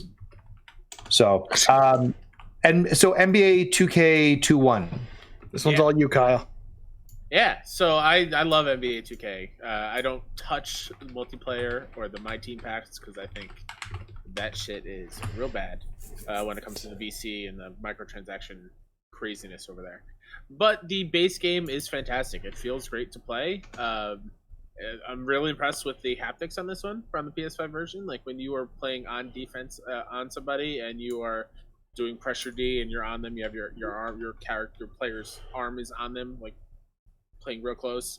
You can feel the bumps as they bump into you in the controller. It feels great. The shooting has been reworked and it's awesome. But when you get into other things, like I played the career mode, I'm a big career mode and sports guy, and the assets that they do outside of the game are really piss poor. It is like pixelated JPEGs in the background, very minimal effort into building the assets around the main characters. And it feels like an afterthought, which is a shame because those modes are fantastic. So I'd be totally fine with giving this a C. Gameplay never really changes. It still feels great to play, but they need to rework their career mode pretty substantially. And I don't think they've even touched like franchise with updates to that in years. So Can I add a little something here? Of course. As Space Jam's #1 fan, I'll say that no Looney Tune characters really brought this game down for me. do you remember that PS1 game? That game was awful. PS1 game. So bad. Well, we have a new Space Jam coming. Maybe there will be a movie tie-in. Can't wait. God, Direct to HBO Max movies. Yeah. God. You know, it'd be great if HBO Max existed in Canada. Yeah. Or on PS5. I want an app on the PS5. That's sweet. Yeah. Gotta get that with your media remote, right? Hell yeah. So we're good with NBA 2K21 being at a C level then. Yeah. Nothing but net. Okay. Nothing but So C's. let's talk about them bug snacks. Yes. Where's my vinyl? I'm like an hour into bug snacks, so I need to put more time into it. So I was curious about your guys' thoughts. Hell yeah, Mitch. As Kyle, my God. I love it. I'm sorry, Nate. you've platinumed it, right, Kyle? And Mitch, Yes. you've platinumed it as well? I have also gotten the platinum, yes. I made it a goal for it to be my 50th platinum. So after I played Astros, completed Astros, left the one trophy left on Astro, and then I immediately went to Bugsnax. God, it's so good. It's really good. It's not going to blow you away visually. It does look nothing special in that department other than its charm and quirkiness. But I'm really shocked with how deep the gameplay is. And when I say deep, meaning like Mitch and I could have both captured a Bugsnax, but in different ways. And Yeah, there's like a I lot was of freedom watching to catch them. I was watching a friend of ours who was struggling to catch a buffalocust. I'm like, oh, I did this thing. And the second I put it in his Twitch chat, he did it a whole different way. I'm just like, oh, I did not even once think of doing it that way. Like I would lure it towards the water, have it skydive like right near the water, and then it would get, sprayed by the can of soda that was in the water. And he did it an entirely different way. I didn't even think of doing it in my playthrough. Just like there's so much creativity to it. And I know for a fact, if this game were made with any license that is established, that people would not have stopped talking about it. If this is the Pokemon game I never knew I wanted. By the way, Mitch, for the record, it's called a Sodi. I think that one was the LaCroix one. It's a Mount Sodi. Was it a Mount Sodi in that area? It's a Mount Sodi. Mount Sodi, okay. It's funny because you guys are like talking about like buffalo worms and sodies or whatever, and you're like really serious about it. Well, like, it is a phenomenal game. It is definitely one worth playing, especially if you picked it up via PlayStation Plus. It's a no-brainer to play through this one. Honestly, hearing Kyle talk about it on the Road to Greatness, which is our Patreon show, which y'all should be a part of because it's real good. He had me sold because like there's spoilers. Like the twist is so fucking crazy that I was just like, okay, I've memed this game enough. I need to get in. The twist broke my brain in the best way possible. I don't want to know anything about the twist. We will not spoil anything here other than the fact that there is a crazy ending to this game. Okay, and apparently I'll have to wait to listen to Road to Greatness. So, Well, yeah, I think Everyone we have should go over and subscribe to that Patreon. yes. please. Something else I do really want to highlight when it comes to Bugsnax, something I was not prepared for, or is how great these characters are written and how well they are performed. You fall in love with these characters, you understand their issues. Except Beffica. Beffica is the worst. Beffica is the worst, yeah. I agree. Very mean girl. She is the mean girl of this Snacktooth Island. But like falling in love with Philbo, who just wants to do his best. He just wants everyone to love him. He's just trying real hard, and everyone's like really shitting on him, for lack of a better word. And falling in love with Snorpy and Chandlo, which are my favorite pairing in the whole game. I know every time we say a name from this game, Joe chuckles. Get going, a dumb idiot. Snorpy gets me. Snorpy and Chandlo's whole arc is really great. I really like what this game does with non-binary relationships, which I was not anticipating. I think it does a really good job of just, it's part of the game and it's not something like they're not banging you over the head with it. It's just normal, which is the way it should be, which I really did appreciate. Yep. And you know what? I would love to see the comment on the internet of like, I really like Bugsnax till it got all political. You know what? If it were a Pokemon game, that would be the case. But I think fewer people are playing it because it is a relatively unknown IP. It's a new game from the studio behind Octodad, Dadliest Catch. But honestly, the mechanics, the capture, the way it uses the DualSense, it uses it like the haptics are really, really well done. The adaptive triggers. This is one everyone has to play. I'd put this right alongside Spider-Man as an A-tier game. Yeah, I think that's fair. In the hour I played with it, just speaking with the haptics, the way the camera clicks when you use the trigger, just chef's kiss. It's so good. Yeah. So Bugsnax definitely A-tier.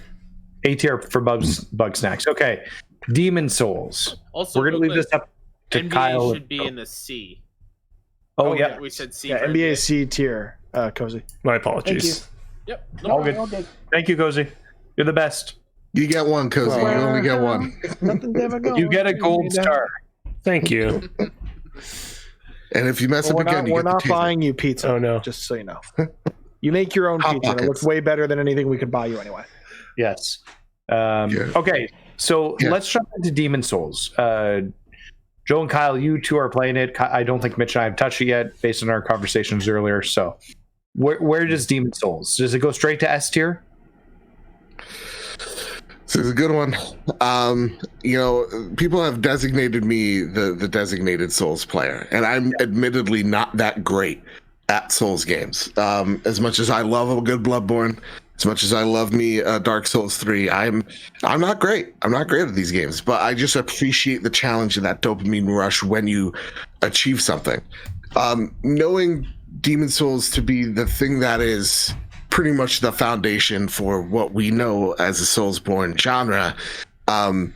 This is this game came out 2010, 2008, around there. It's an old game. 2009. Was that? It was 2009 in 2009 North America, or in February, and then in the US in October of 2009. Yeah. Okay. Excellent. So, like, knowing that, Bluepoint said they're not, they're taking the essentials and they're making the smallest changes to this game. It had me very curious as to what that really means translated wise, how this game's going to translate from the 10 plus years it's been, dormant for. So that said, I think it ages extremely well, all things considered. But there are some nitpicks in this game where there's some ideas that aren't explained that well, even for a Souls game. So, for example, there's world tendencies, and that will dictate how hard the game is, how difficult it is. And so, like, there's world tendency white, world tendency black, and black is if you do more like the PvP era. And it's a thing where you get these really hard, like Demogorgons type things that appear on the map that you have to fight. That's never explained well or even at all. There's some things in terms of the level design where Bloodborne did a really great thing of, like, you got through this really tough level Now we'll put a bonfire near the boss so that you will die by this boss. You don't have to just retrek the level all over again. We'll just plop you right here. It doesn't make things easier, it just makes them a bit more convenient. In Demon Souls, the reason why it's difficult is if you die by a boss, you're all the way at the beginning of that level. There are some shortcuts. Yeah, but you're starting back at all the way from 1, which will lead you to do some more careless things like trying to run past everything. So that's not something I'm the biggest fan of, for sure. You just made that sound like I'm going to break this controller that I'm holding in my hands playing this game, and now I'm way less likely to play it until I buy a second one. So here's the thing, though. When in terms of boss fights, they're really easy. Like, they're not difficult at all until I think you get to some of the final ones. And there's some like gimmick bosses as well. So like the game is actually a bit easier. It's a lot slower as well. But it means it's less forgiving. I think this is a showpiece game for sure. I mean, it's the most beautiful game I've ever played on console. And the way that this thing sounds, it works with the Tempest engine really well. And again, if you're a Magic user, it also makes things a little bit easier for you. It uses a haptic feedback really well. So as much as I want to give this an S, as much as I feel like this is a must play for folks, I also think you got to put an asterisk on it because, I think most people aren't going to finish this game. Right? Okay, so I would put this at an A. An A. Okay. Because like as much as I've beaten it twice, I know most people ain't gonna beat it once. So, yeah. Yeah, I would agree with Joe. Like, this is my first Souls game, and Bluepoint are masters at their craft, and what they did with this game, from what it looked like back in the day, and how it played from people who had played both, it is exactly the same game, but looks way prettier. And I think that is where it's stopping it from getting to an S tier, where if this was a full-on remake, they could have added some more explanation of certain, like the world tendency stuff, or like more explanation of what systems do what, just a little bit more. So if they'd taken a little more liberty with the game, it might have pushed it up a little bit instead of trying to. It's almost like it's too good of a remaster by sticking as close to the original formula as it did, where some of those little quality of life improvements would have absolutely put it over the top. Yeah, because they even technically make it a little harder because you get grass in this game, and the grass is your healing. And so they actually made it so that it actually weighs a bit more, so you carry less. Because in the original, you could carry a crap ton. So it made the game a little easier. So they actually made it so that you could get encumbered by it. But like Souls games have always been cryptic, and that's what people love about them. Like they even did this thing where they had this special armor in the game that they actually put in themselves. The only thing they did that was unique in that sense. I know it's the wrong word to use. Mystery locked door. Yeah, it's a mystery locked door.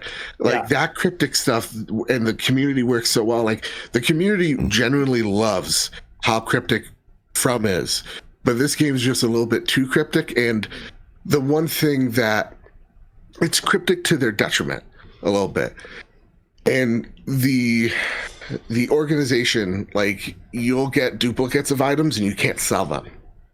And I'm like, oh, that kind of sucks. Because I just got a whole bunch of two-handed swords I'm never going to use, and it's just crowding up everything. So, yeah. Again, I think it's so much of a remaster to its detriment. I think Mitch, you know that. So, but it's still a fantastic game. It deserves to be an A. Okay. Absolutely. And it's like it's on my top 3. I'll say that. Demon Souls is an A. Okay, perfect. So let's jump to or swing into Spider-Man Miles Morales. Yeah. Where are we ranking this one? I feel like we're breaking the S cherry here. We have to for this game. Yeah. It does everything that 2018 did, but better. I love the story of 2018. I really do, but I got so attached to Finn and Miles' story, and having Genki there is fantastic. And it's what they did in such a short amount of time, both in-game hours as far as story goes, and just development time is bananas. It's flawless. So sorry, Right there. I'm a little distracted because the province of Alberta up here in Canada has released a new COVID-19 PSA to keep people from going to parties this holiday season, featuring an anthropomorphic COVID-19 kind of mascot. And Cozy, I'm going to drop an image in the chat that you may want to mark not safe for work because it is friggin' terrifying. Why is it very phallic? What's the deal? No, it's not phallic. I really hope I dropped the right one. I did. It's the most terrifying virus you've ever seen. So if you just throw that up there for everyone, Cozy. Do we want to show people on stream? Are they ready for it? That is right. What the hell? I don't like it. Canada, when did you guys get this? Everybody shield your eyes on stream. 3, 2, 1. Well, thoughts? Drop in the chat if you're here. Sorry for those who are watching at home, but just Google COVID-19 Alberta commercial and you will know what we're talking about. If I could just describe it, imagine Freddy Krueger but festive. And no. Yeah, take Freddy Krueger out, covered in exploding zits. Pinhead. Oh, Pinhead, better. Yeah, Pinhead but festive. To me, he looks like the Nier guy. Oh yeah, and with bright red golf tees stabbed all over his head, with like the Cheshire cat grin. Do you see the mood from Majora's Mask a little bit? Yeah, a little bit. Yeah. What we're saying is this is haunting, and it will give your kids nightmares. And the worst part is he's holding a Jello mold. Like, come on now. Oh man. The worst thing is I can't look away. Can't look away. You know what? PSA to everyone: don't have parties at the holidays, and we won't have to see commercials like this anymore. Stick with me on this. He reminds me of a villain that never existed, but could have existed in the live-action TMNT movies. Like he has that same kind of vibe. Cozy. Yeah. That is 100% accurate. Like this one didn't make the cut. Yeah. Yep. Yeah, this one got left on the cutting room floor. What would they call him? Pimple face? It's like Ivan Ooze's like cousin, Carl. Holiday fear. Yeah. Yeah. All right. Sorry. Enough derailing. Thanks. No. That was necessary. That was necessary. I should go on Twitter during the show. It's C-Staff Twitter. So Spider-Man S tier, right? Yep. Yeah. S tier. All right. Cool. I don't think we need to talk much more about that. We already talked about Spider-Man a lot. Mm-hmm. We did. I think everybody's good on that. Sackboy. I've not listened to the Road to Greatness yet, so I don't know you guys' feelings on Sackboy yet. Joe's farther than I am. Yeah. But as the platformer guy between the both of us, it does everything that I want from a platformer. It's challenging, what it needs to be. It's cute. It's quirky. It is PlayStation's version of Mario 3D World. Yep, but better. But better. It feels great. Visually, it's quite stunning. Like seeing the frayed yarn off of Sackboy is pretty awesome. Yeah. Attention to detail. And like you said, those music levels really take me by surprise, and really are when I think back with my time of playing Sackboy. It's those and like the characters, like the Mama Monkey is one of my favorites that I've run into just because of how out there she is. Yep. Right. Yeah, it feels great. I'll put this on the A tier because I think this is a really fantastic game. But like from PS4 to PS5, there really isn't a difference between the two. Whereas like you can make that argument for Miles, but I do think when you see the still side by side Miles PS4 versus PS5, it's like, whoa. I gotta play this on next gen. Whereas I don't have that feeling the same for Sackboy. So as much as I really do love it, I think A tier is probably where it belongs. I think A tier is correct as somebody who's almost 100%ed it. I think it does a lot of things really right. The feeling, like Kyle, when you're talking about the music levels, that feeling when I first heard Uptown Funk, and I'm like, oh my God, this is Uptown. And I was like, is it? And you start playing, and then it just starts kicking in. And I didn't know that was coming. That was a surprise. And then every time there was a new music level, I was blown away. But it's type. The best part about those too is like you're going through the level and you're expecting just a song to play, but it stops and you still get the instrumental until you move on to the next section. And then the lyrics hit with moments that happen in the background. It's so beautifully woven together. Mm-hmm. Yeah.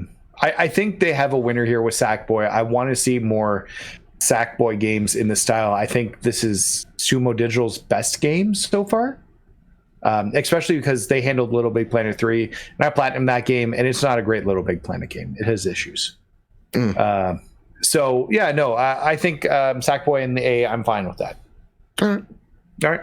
It's also knowing that for some kids out there with PS5 and their first console, this is their Mario 64, and it's great. My kids are so disappointed because the review code I got was just PS5, so they can't play it on my old PS4 Pro upstairs. Because they want to play it, and the PS5's off limits to them. That's just fine. I guess I know what's in their stockings from Santa come Christmas. No, I'm not rebuying it until it goes on sale for them. Buy it in the first place. Sorry? You didn't buy it in the first place. Well, that's fair. Anyways, let's move on. Sorry. Come Christmas. God damn it. What tier is Sackboy? A tier, Cozy. A tier. Cool. Yeah. They have other nice things under their stocking this year, like Paper Mario, Nintendo games. They really like Nintendo games. So that's what they're anything new from Nintendo this year, though? Origami, Print, or King, and... I really hope they don't follow the show, because now they know what they're getting for Christmas. And no, they don't. And the Zelda Muso. Calamity, the Warriors. Yeah. Age of Calamity, yeah. They've got some stuff. Oh, and 3D All-Stars. As annoyed that I'm rebuying those games with zero effort put in after I see what Tony Hawk and stuff is. You should have just bought them a copy of Tony Hawk. Well, I have a copy of that, and so do they. Because I did buy that. Anyways, so let's move on to Cold War. Mm-hmm. Mm-hmm. So thoughts on Cold War. Joe, you've been playing it. Put it at C, because as much as I love the multiplayer and those adaptive triggers are cool, the story is so boring. I stopped midway through, uninstalled it, and never turning it back onto it. So, oh wow, okay, yes. To me, I'm like that. I don't know, man. Maybe it does nothing special with single player wise. Like they try to do, side missions like they did in Infinity War, Infinity War, whatever it is. But like it just doesn't work as well. Yeah, yeah, they did it in Endgame. It's just what it didn't pan out. No, Infinite Warfare. Sorry, yeah, I think Infinity War. I mean, Endgame did have side quests. Just it did, right? But yeah, so C is where it belongs. But play the multiplayer. I mean, that's what most people are going to play it for. I'm really digging it. All right. Cool. So has anybody played Godfall? Yes. These guys have on their extra live stream. Oh, I didn't know that. Okay. What are your feelings on Godfall? What knack just means it's bad, right? I was going to say it's not that it's bad. So knack tier is the tier, and we use this for our launch title tier list as well. Knack is the tier of games that were overly marketed and underdelivered, which I think this breaks the cherry on the Knack tier for this list. So you guys are reading my mind. I was going to say, should we move Godfall to Knack tier? Yeah, unfortunately. Yeah, it's got some promise in some areas. I can't name any off the top of my head, but it is so generic. It is fantasy, cool armor and swords, and there's a story there, but I can't tell you anything about it. When we were playing together, it played very poorly. There was a puzzle thing, and we were kept the DualSense would just stop working. I would hit the triggers and nothing would happen. It is a mess. Oh, that's I am surprised it's not on sale already, to be honest. I'm shocked it wasn't the PS Plus came along Bugsnax at launch. Yeah, so I have my thoughts are the same as Kyle's. Yeah, I think you nailed it. I was really hoping that this game was going to be good, coming from Gearbox and them understanding looters. So that's disappointing to hear. But it's published by Gearbox, but they're not developing it, right? That's true. That's fair. Yeah, Looter Slasher sounds great. That sounds It really does. Great. But then you remember we also got Avengers. Fair. And here's the thing: I'd rather play Avengers than this. And that's What? Yes, That's Joe, high let's praise go. from Joe. That is. I don't know if Mission. that's high praise. For And I hate Mission being is so negative. good. I hate being negative about games because, like, I know people work really hard on it, but like this game, man, to quote a great man, it's a no from me, dog. I thought you were going to go Miyamoto, but you went Randy Jackson, and I appreciate Yeah, Randy Jackson, yeah. We don't have enough Randy Jackson references nowadays, so I'm completely good with that. I like to be the Paula Abdul of the show. I want to think positive of all things. Everyone's doing a great job. That was a deep cut American Idol. Maybe we can get, I don't know, Fantasia Barrino on. Do people still know who she is? I remember Fantasia. Yeah. All I know is Kelly Clarkson is great. Kelly Clarkson. Mitch, Observer Redux. Think of a name. Yeah. Yeah, so I actually did get a chance to review this one, and it's interesting. It stars the late Rutger Hauer, who was also in what's the name of that movie that everyone talks about that's cyberpunky with Harrison Ford? Blade Runner. That's the one. Yeah. Thank you. So he was in that and does a really good job with this one. It is a remaster of a game that did come out a few years ago. Like I said, it predates some of the other games this studio's worked on, which, if I'm remembering correctly, I'm just going to confirm. Yeah, like they worked on the Blair Witch from a few years ago, Layers of Fear. So it's got that same sort of horror aesthetic. It's first person. It's cyberpunky. It does interesting things with the triggers. I hate spoopy games. I was asked to review a spoopy game, so I did not like that. Side note, so Mitch, I turned that one down and said give it to Mitch. Thanks. You get Sackboy and I get Spoopy. Yeah, I mean, it does interesting things, but it was easy enough to get lost in some of the puzzle elements and the traversal. It's pretty linear, but even then, it was like, it's definitely one you kind of want to guide for, just to know you're not getting lost continually. So for me, it'd probably go C or D, I think is the right spot for it. Maybe D. Because it's not something you like. It's a fine game, but it's not something. If you have a PS5 this holiday, you do not need to run out and play this one unless you're really into horror. Okay. Well, yeah, you know what? That means we have something in every category, so that makes me happy. Yeah. It means we're using the full scale from top to bottom. That's right. So, excellent. Okay. Well, let's move on to Mortal Kombat 11 Ultimate, which I have not played. Has anybody else played that? Nope. Nope. Backlog. Yep. I'm excited to try it at some point once they finish it completely. I think maybe it's done now. I think they're done with it now. I think this is like the definitive with all the DLC and everything. With Rambo, Molina, and Rain being added to it in the last update. Right? Terminator's in there and RoboCop 2. RoboCop. Because 10 they went in with horror villains. This one they went with action stars. But honestly, they didn't go as hard as I thought they would because they only have the 3. I think in 10 they had like 7 or 8 different horror movie characters. So I would have loved Jason. They had Freddy, Michael Myers. I think Michael Myers, the Leatherface. Oh, that's right. Alien. They have Alien in it. Like they've got a plethora of movie monsters. So I would have the Game Awards for best fighting game, didn't it? Yeah, it did. It shouldn't have. But backlog. Yeah. This one's Coven. Has anybody tried Coven? Didn't even know this game existed. Didn't hear about it until today. I've heard about it on. Coven or Haven? Oh, is it Haven? Haven. Sorry. Yeah. It's hard to see. They cut off my icon there when I did it. Yeah. Haven. Sorry. Has anybody played Haven? Not yet. Nope. Still the same. I think I will eventually. It sounds cool. It sounds like a character-driven story between 2 lovebirds on a distant planet. Sounds cool, but yeah, haven't played it yet. Okay. All right, let's move on then. Kyle, I know you just platinumed this recently, but Immortals, Phoenix Rising, or I still prefer Gods and Monsters as a name, but we can't call it that. Same. God damn you, Monster Energy drink. Curse you. Gods and Monsters was such a good name. It's too bad they changed it. Yeah. But tell me about Immortals, Phoenix Rising, and where we should put it. Man, so I'm way higher on this game than I think anyone else that has played it. Okay. It is funny. It is open world, completely what I imagine Breath of the Wild is. I haven't played Breath of the Wild. Don't shoot me. Sorry, Mitch. It's okay.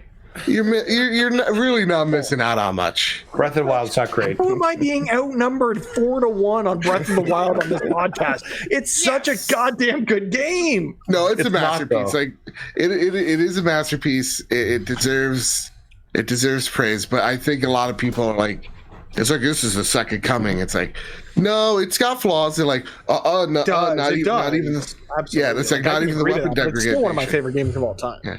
It's like those shrines aren't great. They're like, no, it's the best. I'm like, those divine beasts are all the same. In this one, like I guess the equivalent to the shrines are the vaults, where you can go in and they're very puzzle oriented. And there are some like arena fighter versions of the vaults, which are great. Those get repeated. There's like 5 or 6 of those throughout the game. The game can be extremely difficult if you're not doing the side stuff and upgrading your health and upgrading your stamina by completing the vaults.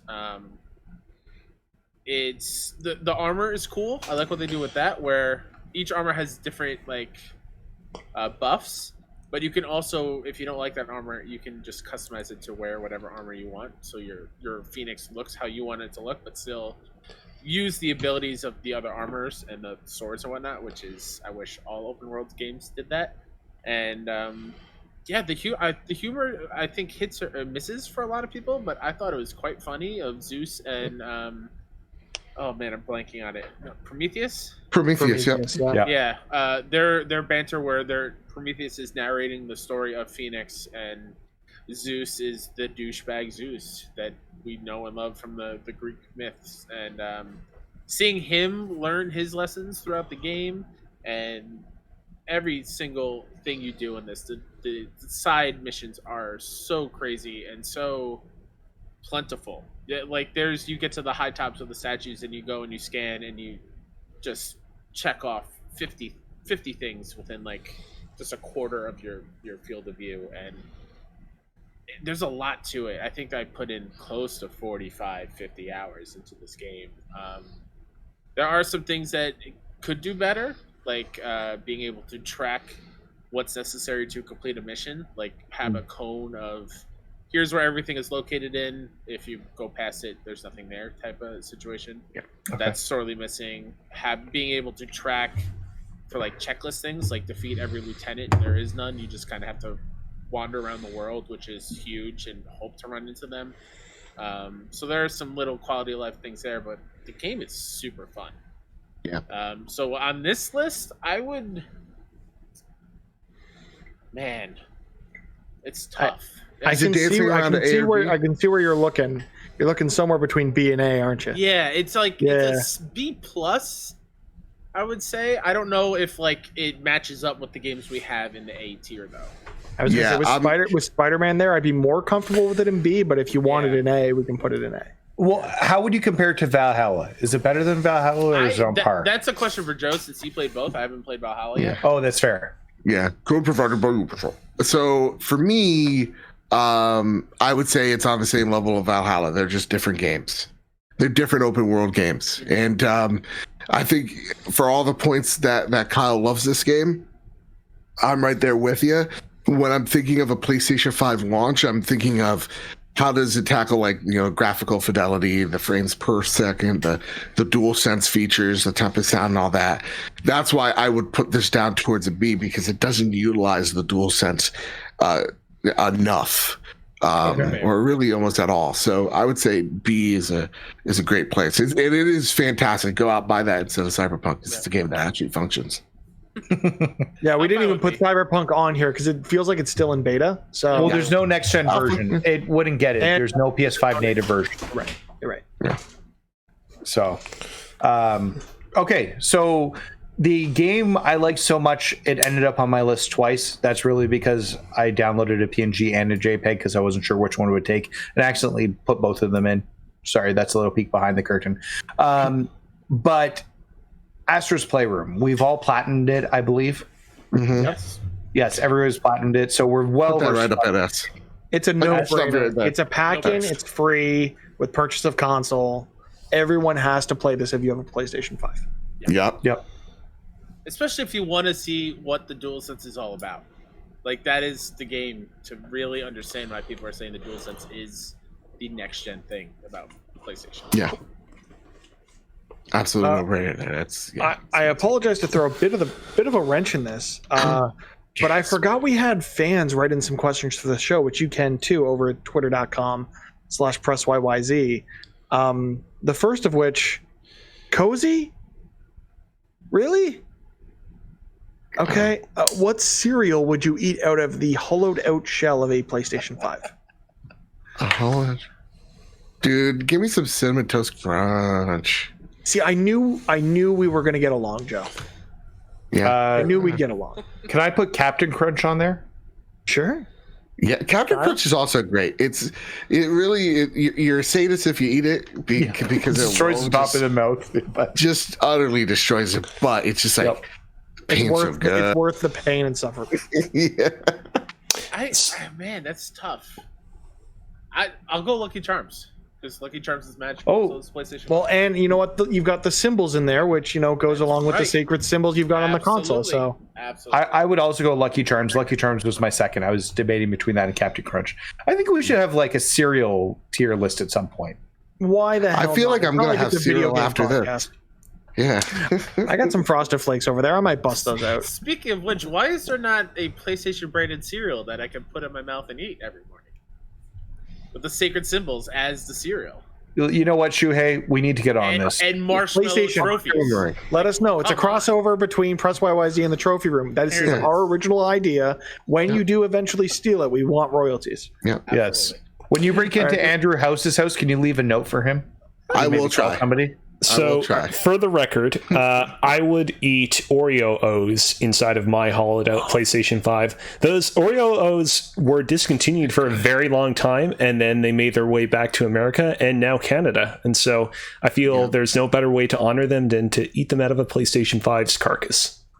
So to you, Cozy, and to Justin in the chat who writes in Reese's, the Reese's cereal, Reese's Puffs or whatever, I've never had either of those cereals. Same. Reese's Puffs is like if they like if crack was a cereal, that's what Reese's Puffs are. Oh, interesting. They're addictive. They will ruin your life, and it'll make your heart grow like 3 times the size. So I would say that doesn't sound healthy. Careful. No, it's definitely not. Side note for the Canadians, as we're talking about cereal, so Alex and Mitch, have you guys tried the Tim Hortons Timbits cereal? Hell no. I did actually. In fact, it was okay. Birthday cake or chocolate? I believe I bought the birthday cake variety. My kids we got it for my kids, and they never want to eat it. So good. Those are smart kids. Speaking of Justin in the chat, he actually had a question he wrote into us over on Twitter. It's not specifically a PS5 question, but just sort of an overall PlayStation question. He's purchased a television series through the PlayStation Store, and he's missing a season, but it shows up in his library, but when he clicks on it, it just crashes the PlayStation Video app. Thoughts? Or is this just PlayStation releasing a buggy product? There are some issues with that, because I wanted to watch the new movie Freaky because it was on VOD. It looks great, by the way. It's a lot of fun. I highly recommend that one. And I wanted to buy it through PlayStation just because it was there and look at the video section. There is no video store yet. Like, you can't buy or rent any movies yet. They're still working on that. I think that is maybe because of COVID and like they didn't have the time to put into that same reason why we weren't allowed to see that media tab until the consoles were released, really. So I think it's probably that's the reason why is their video side of things on their end is not up to snuff yet. So I'd say, Justin, just stick with it on the PS4 for now, and hopefully the bug fixes do come down the pipe soon enough. Yeah. Sorry, also, I got a question for Justin. I pre-ordered Force Awakens because they said it'd give me a theme. I never got that theme, nor did I ever get Force Awakens. Wait, what? Who do I call, Justin? Ghostbusters. Yeah, all right. Pierre Becker, give him a call. I mean, you bring it to Andrew House's house every week. Leave it for him.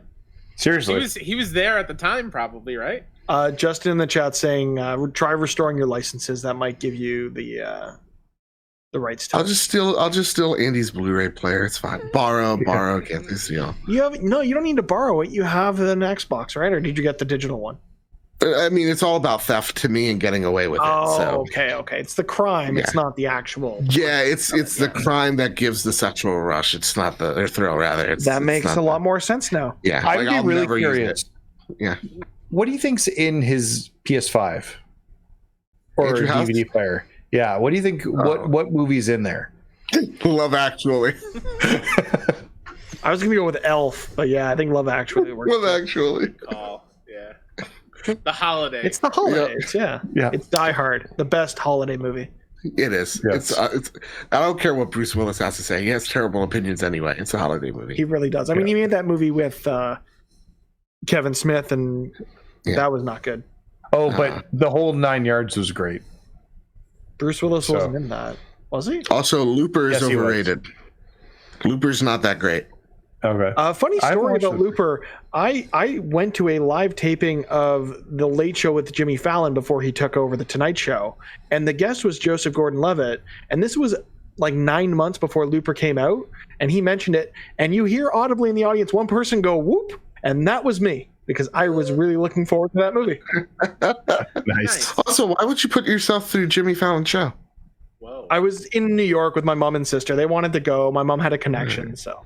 Honestly, I think if you can go to a late night show when you're traveling, you just take whatever one you can go to. That's fair. And that was the one for us. I've done Colbert twice. Colbert.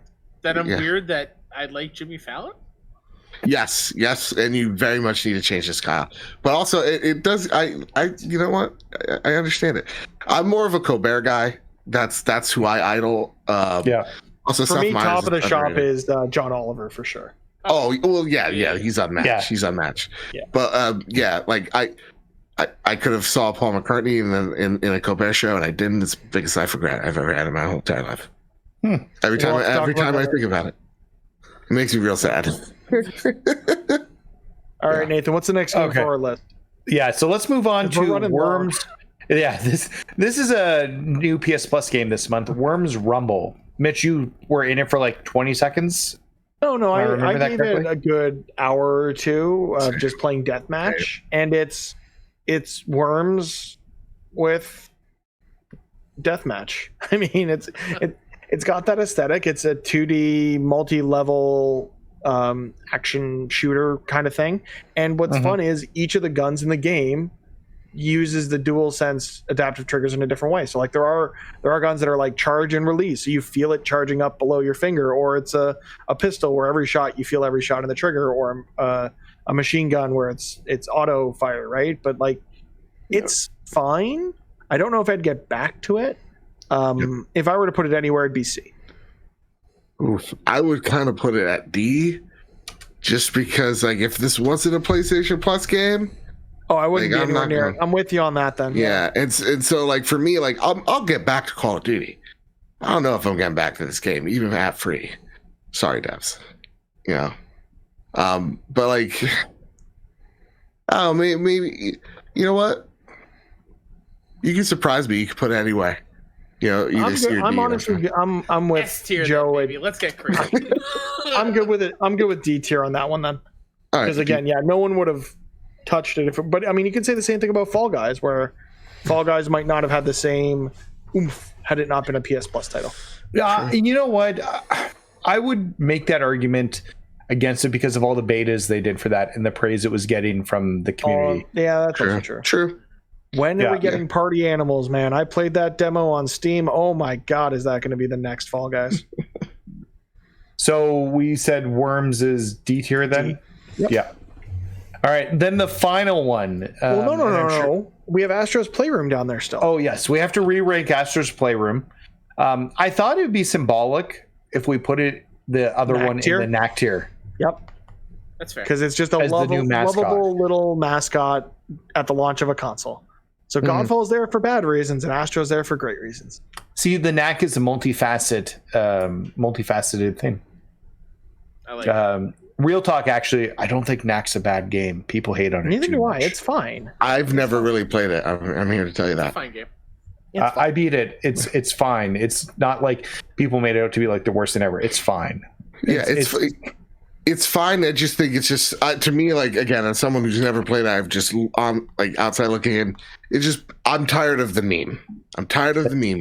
That's understandable. Just like all and it's because my friend Kevin's ruined it for me, because he always says knack this, knack that. I'm like, Kevin, you are going to get my backhand so bad. Say its name one more time. I double dog dare you, Kevin. All right, well, let's take this home with the final game. Joe, you're going to be the Fortnite expert here. Mm-hmm. Tell us your thoughts on where Fortnite belongs, and give me a reason to start playing it, because I've downloaded it, and I've never played it before. Well, it's free. There's okay. So you could just give it a shot, and hey, if it hooks you, it hooks you. The reason why Fortnite's on this list is kind of the same reason why Destiny and why Borderlands was on this list, right? Yeah. This is a game that's getting its upgrade from the PS4 to PS5, and it could really just take the lazy way out of just like it's a little brighter, or it's just 60 or 100 FPS, whatever. This game really gets a glow up. This looks visually different, noticeably different from PS4 over to the PS5. The way that it uses the DualSense, while not as great as Call of Duty's to me, it still makes most weapons feel different. Like there's a charge shotgun, and you get this awesome charge feeling, like it's revving up as well. So you get that tension in the trigger, and you're also getting this revving feeling of it when you have it on. The weapons shoot great, the weapons feel great.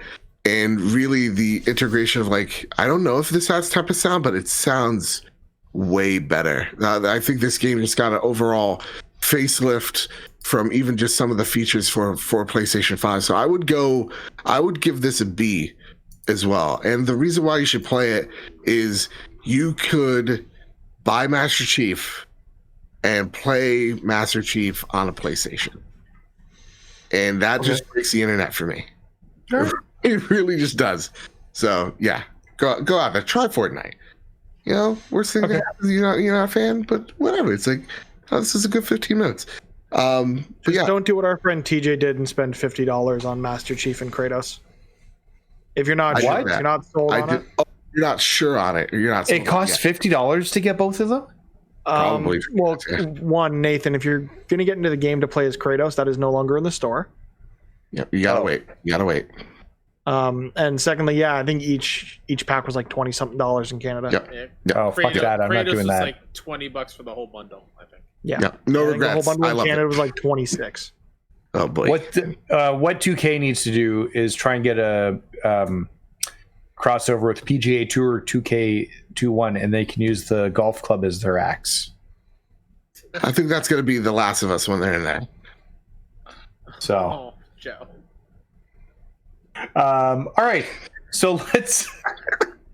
So we've got the tier list. Let's go over the tiers quickly. Before we do that, is there anything we want to change, or anything that you regret, or you feel like this is a pretty accurate list? Honestly, I love this list. I feel like it's fair and balanced. All right. It's spread pretty evenly, and I like the fact that we've used the scale. I hear that a lot, that we don't use the scale enough. I think this is use the scale. Mitch? No, I'm content. Everything looks like it's in the right spot. The only thing would be Spider-Man is an S tier, because I think for me personally it's an S tier game, but I can understand it not being that way for everybody. Okay. Yeah. All right. Well, let's recap. Fortnite's B. Okay.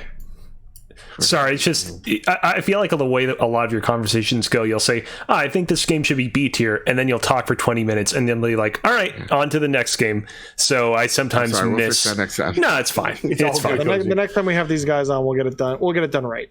You've been doing it. You've been doing a great job tonight on the Cozy Can. So thank you very much. Not Cozy, you're getting another gold star. Another gold star. Oh, we're being super generous today. I as well am going to give you a third gold star. Oh. Cozy, you're lucky I didn't have to use the prod, Oh wow, the interdimensional If it's prod. gonna work from New Jersey to Montreal, I'm telling you. Trust me, I got it. It's hanging out the window. I'm just like, yeah. Okay, so to start with our S tier, we've got Spider-Man Miles Morales and Astro's Playroom, both great titles. A tier, Spider-Man Remastered, Bugsnax, Demon Souls, and Sackboy. B tier, Destiny 2, Dirt 5, Assassin's Creed Valhalla, Immortals Phoenix Rising, and Fortnite. C tier, NBA 2K21 and Call of Duty Black Ops Cold War. I had to think of that name. It's a mouthful. It's a mouthful. A girthy mouthful. D You had to tier. get it in there. We I had to get one word girthy in. You had to bring back this goddamn joke of using the word girth in every goddamn show. Well, we hadn't used it yet. We needed to use it. And who doesn't like a nice big girthy mouthful? That's just what I'm saying. D tier, we've got Observer. Is it Observer Redux? I can't read this. Observer System Redux. System Redux. Thank you, Mitch. Yeah. And then we've got Worms Rumble. In the I think knack, what this list shows is that I played bad games. yes, I think that's what. Because I'm the only one who's played the D tier games. Knack, we've got Godfall and Astro's Playroom, showing that Knack is a multifaceted tier. And then there are backlog and things we want to get to: Borderlands 3, The Pathless, Devil May Cry 5, Mortal Kombat 11 Ultimate, and Haven. So I feel pretty solid about this list. I think we should tweet this out. Yeah. I love seeing get the it all. PS5 like exclusive stuff at the top. Yeah. Yeah. Really showing why Sony is killing it, and then all the third party support underneath. Yeah.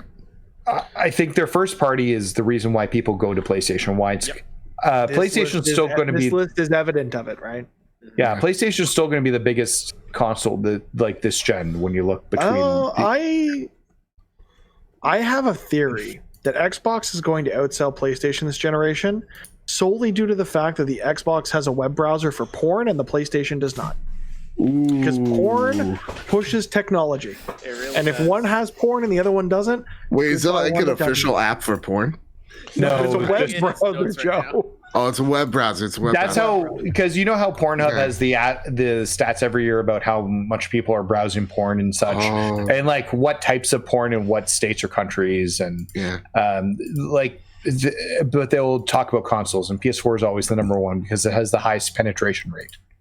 Surprising amount of 3DS love on that list as well. I Yes, like how we're and talking Wii U about for porn whatever and you reason. said penetration rate. yes. I chose my words carefully. But and the Vita was represented on that more than the 3DS, I believe. So I'm just saying, people use their Vitas. Vita I miss lives. that thing. I'm But disappointed you can't remote play the PS5 on it. yes, I tried. It does not work. Ugh. Anyways, so we feel really solid about this list. Let's get into our outros. So thank you for tuning in to this special episode of Press YYZ.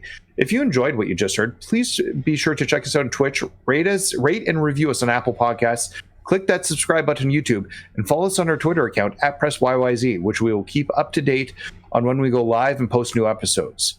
So I'm going to give you guys one last chance to pimp your stuff. So Joe, why don't you talk about the trophy room one more time for people who just started listening? Sure thing. So you can find me over at Mr. Badbit for all my thoughts. You can follow the show on Twitter as well at PS Trophy Room. You can find the Trophy Room, a PlayStation podcast, the video version on our YouTube at the PlayStation Show over on YouTube, where me and my best friend Kyle talk about the latest, the greatest in all things PlayStation each and every Thursday. You can also find the podcast on any podcast service of your choosing, whether that is Apple Podcasts, whether that is Google Play, Spotify. Again, wherever you find a podcast service, please rate us 5 stars. Whatever the best rating is, really does help us out, grows this big, beautiful family that we call home here on the Trophy Room. And yeah, that's it. That's all we got. Look, that's us right there. Yeah. Perfect. Thank you, Still Joe. show the old logo. You know? Blame Tim Apple Cook, for what are you that. doing? They're really bad about that. Dude, it took 3 months for one of the shows I know to get that updated logo. We're on month 2 here. Apple. Yeah, I think ours was a little over 3 weeks when we updated our logo. Mhm. I'll fight him.